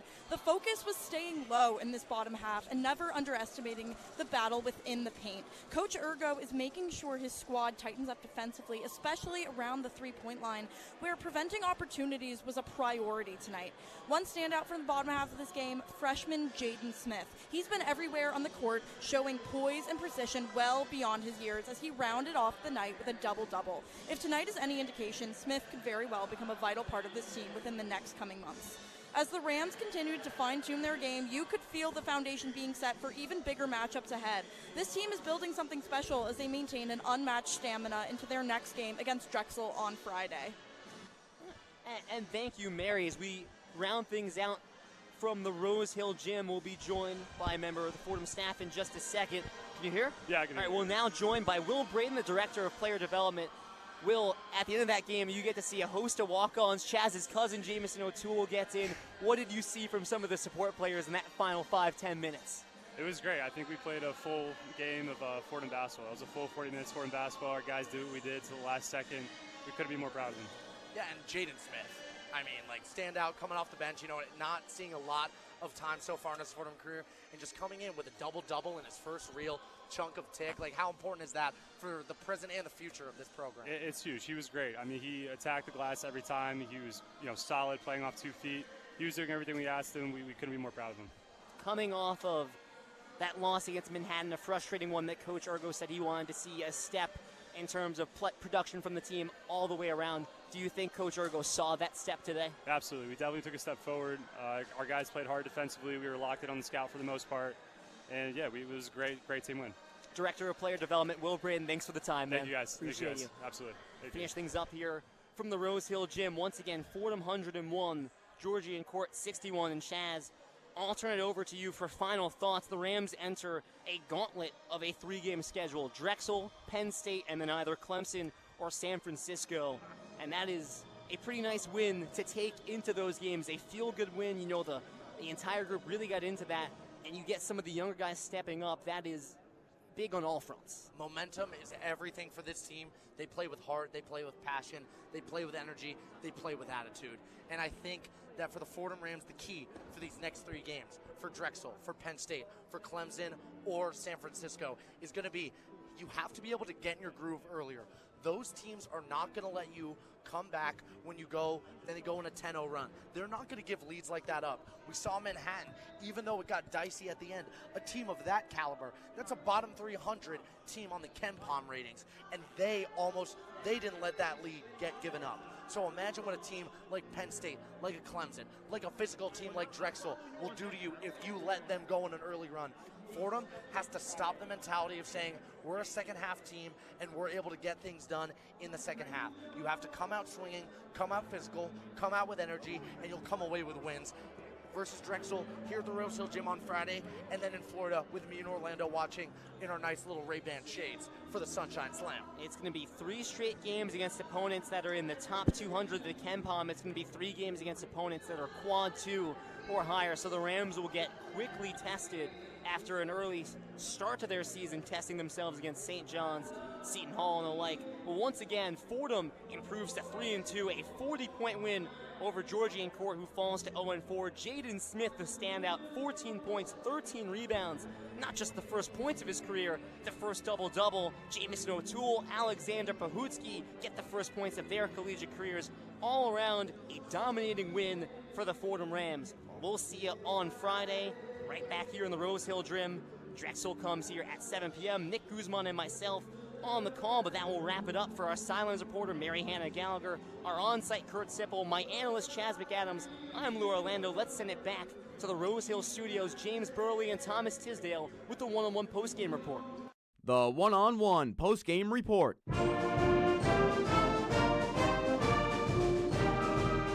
That's why you schedule those games if you are the Fordham men's basketball team. James Burley, Thomas Tisdale here for the post-game show at the Rose Hill Studios. Fordham 101, Georgian Court 61. It's Fordham's first 100-point performance since that triple overtime thriller against GW in the Atlantic 10 opener of last year on January 3rd. So it's a big win for the Fordham Rams. Thomas, it's what we expected, but it's what we got. How should the Fordham Rams family feel? They should feel fantastic. I mean, this is a trap game in the sense that not necessarily that you lose the game, but you don't win convincingly enough, and you sort of have a sour taste in your mouth just because you didn't put up the numbers that you wanted to. But today, Fordham put up the numbers. You know, you mentioned they scored 100 points in almost a calendar year. The 3-point was falling in, 47% from 3. Field goal percentage was incredible. Out-rebounded them by nearly 20. So just an all-around, just very dominant performance from the Rams today. And at halftime, we talked about the ability to spread the points around, and they empty the bench even more in the second half. And we were talking at halftime about the introduction of Jaden Smith, his first points, but let's not bury the lead. He's kind of the star of the game today, 14 points as well as 13 rebounds, his first career double-double after scoring his first career points. And, I mean, you heard the glaring praise from both the coaching staff and our commentary crew tonight. Just what does that mean to have their big man, their freshman phenom, off and running this early in the season, albeit against a D2 team in Georgian Court, but you have perhaps your best prospect in a long time playing some good basketball early in the season. That's good for this year and the future.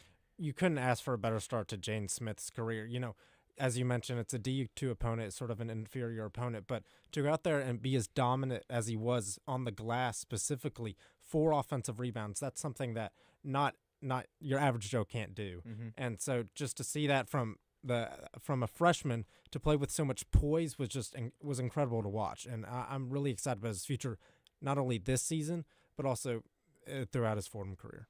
We got to talk about just about everybody because everybody pretty much scored points tonight, but Jaden Smith, I think, was impressing just about everybody here in the studios and at the Rose Hill Gym tonight with his mobility, his poise on the ball, his ability to bring down rebounds both on the defensive end and the offensive end. Just a remarkable talent and one that Fordham is lucky to have, and a good coming out party for him. Joshua Rivera with 14 points, Jameer Tripp with 12 points in his season debut, Jackie Johnson Jr., the third with 11 points, Ramad Dean with 10, Jaffe Mador with 9, Jamison O'Toole, Chaz McAdams' cousin, shout out to Pittsburgh, really doing well there with 8 points in his 7 minutes. A lot to like from a lot of new faces as well for Fordham, not just Jaden Smith. Yeah, absolutely.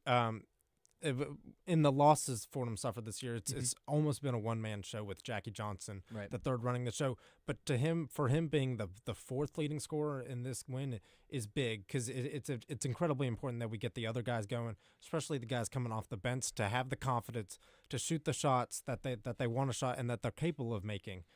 Because especially in the losses against Manhattan and St. John's to open the season, it's easy to shrink away from the big moments, but in today they knocked down the shots when it counted. And Alexander Pahutsky joins the group of players that we haven't seen much of, but he gets 7 points again tonight, and just a great coming out party for a lot of different guys starting the second half who didn't get to start in the first half. And while we are being very positive at this moment, let's focus on the bit of a negative before we go back to the positive for this Fordham team. Didn't start the game the way they wanted to, didn't start the second half the way that they wanted to.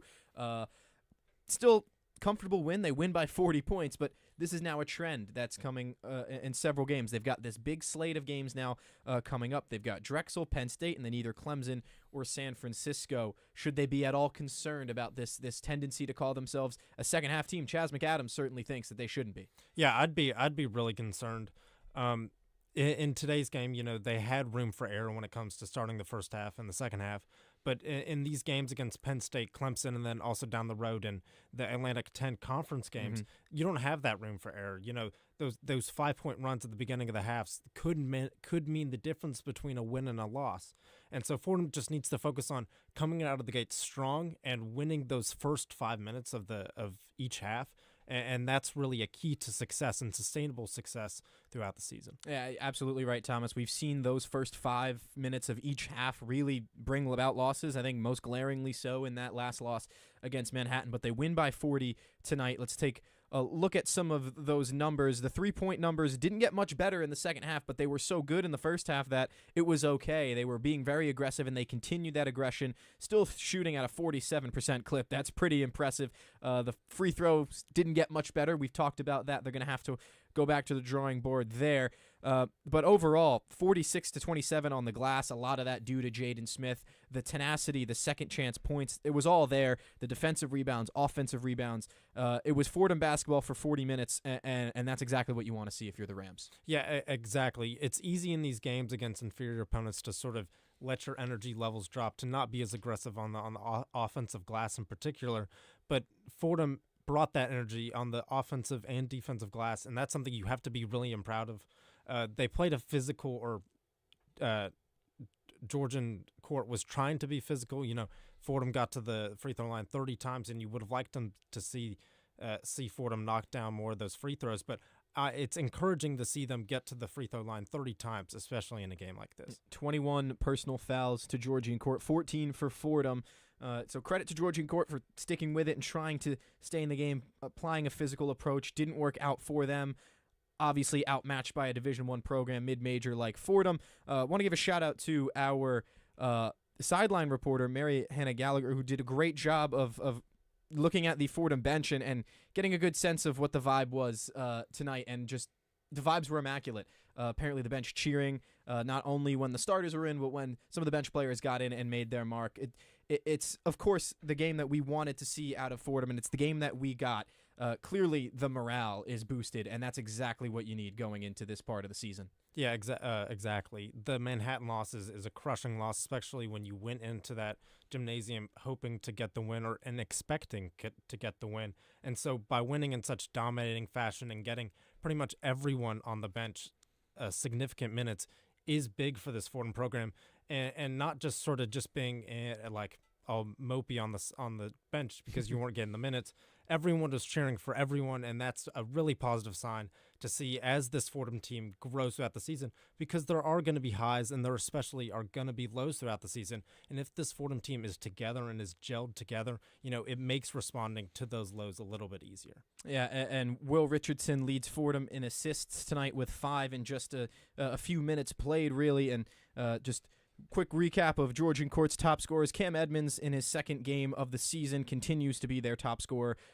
Got 21 points in his first game, and now 16 leads the Lions. Justin Agari and Kansa with 10 points. They're only double-digit point scorers. Jaden Smith and Josh Rivera, though, lead Fordham with 14 apiece, and, of course, Jaden Smith racking up 13 boards off the glass as well. So that is all the time we have from the Rose Hill Studios. Fordham with 101, Georgian Court with 61. That'll do it for our coverage of Fordham men's basketball today. Special thanks go out to our sports director, WFUV, Bobby Chaffardini, as well as everyone involved in today's broadcast. You can catch your Fordham Rams next on Friday the 22nd when they welcome the Drexel Dragons to the Rose Hill Gym for a 7 p.m. tip-off. For Lou Orlando and Chaz McAdams on the call, Mary Hannah Gallagher on sidelines, our on-site producer Kurt Sipple, our engineer Will Talent, Zach Cordova, the producer, and Thomas Tisdale on updates. I've been James Burley saying so long from the Bronx. And once again, Fordham men's basketball is a production of WFUV Sports. We will see you guys on Friday.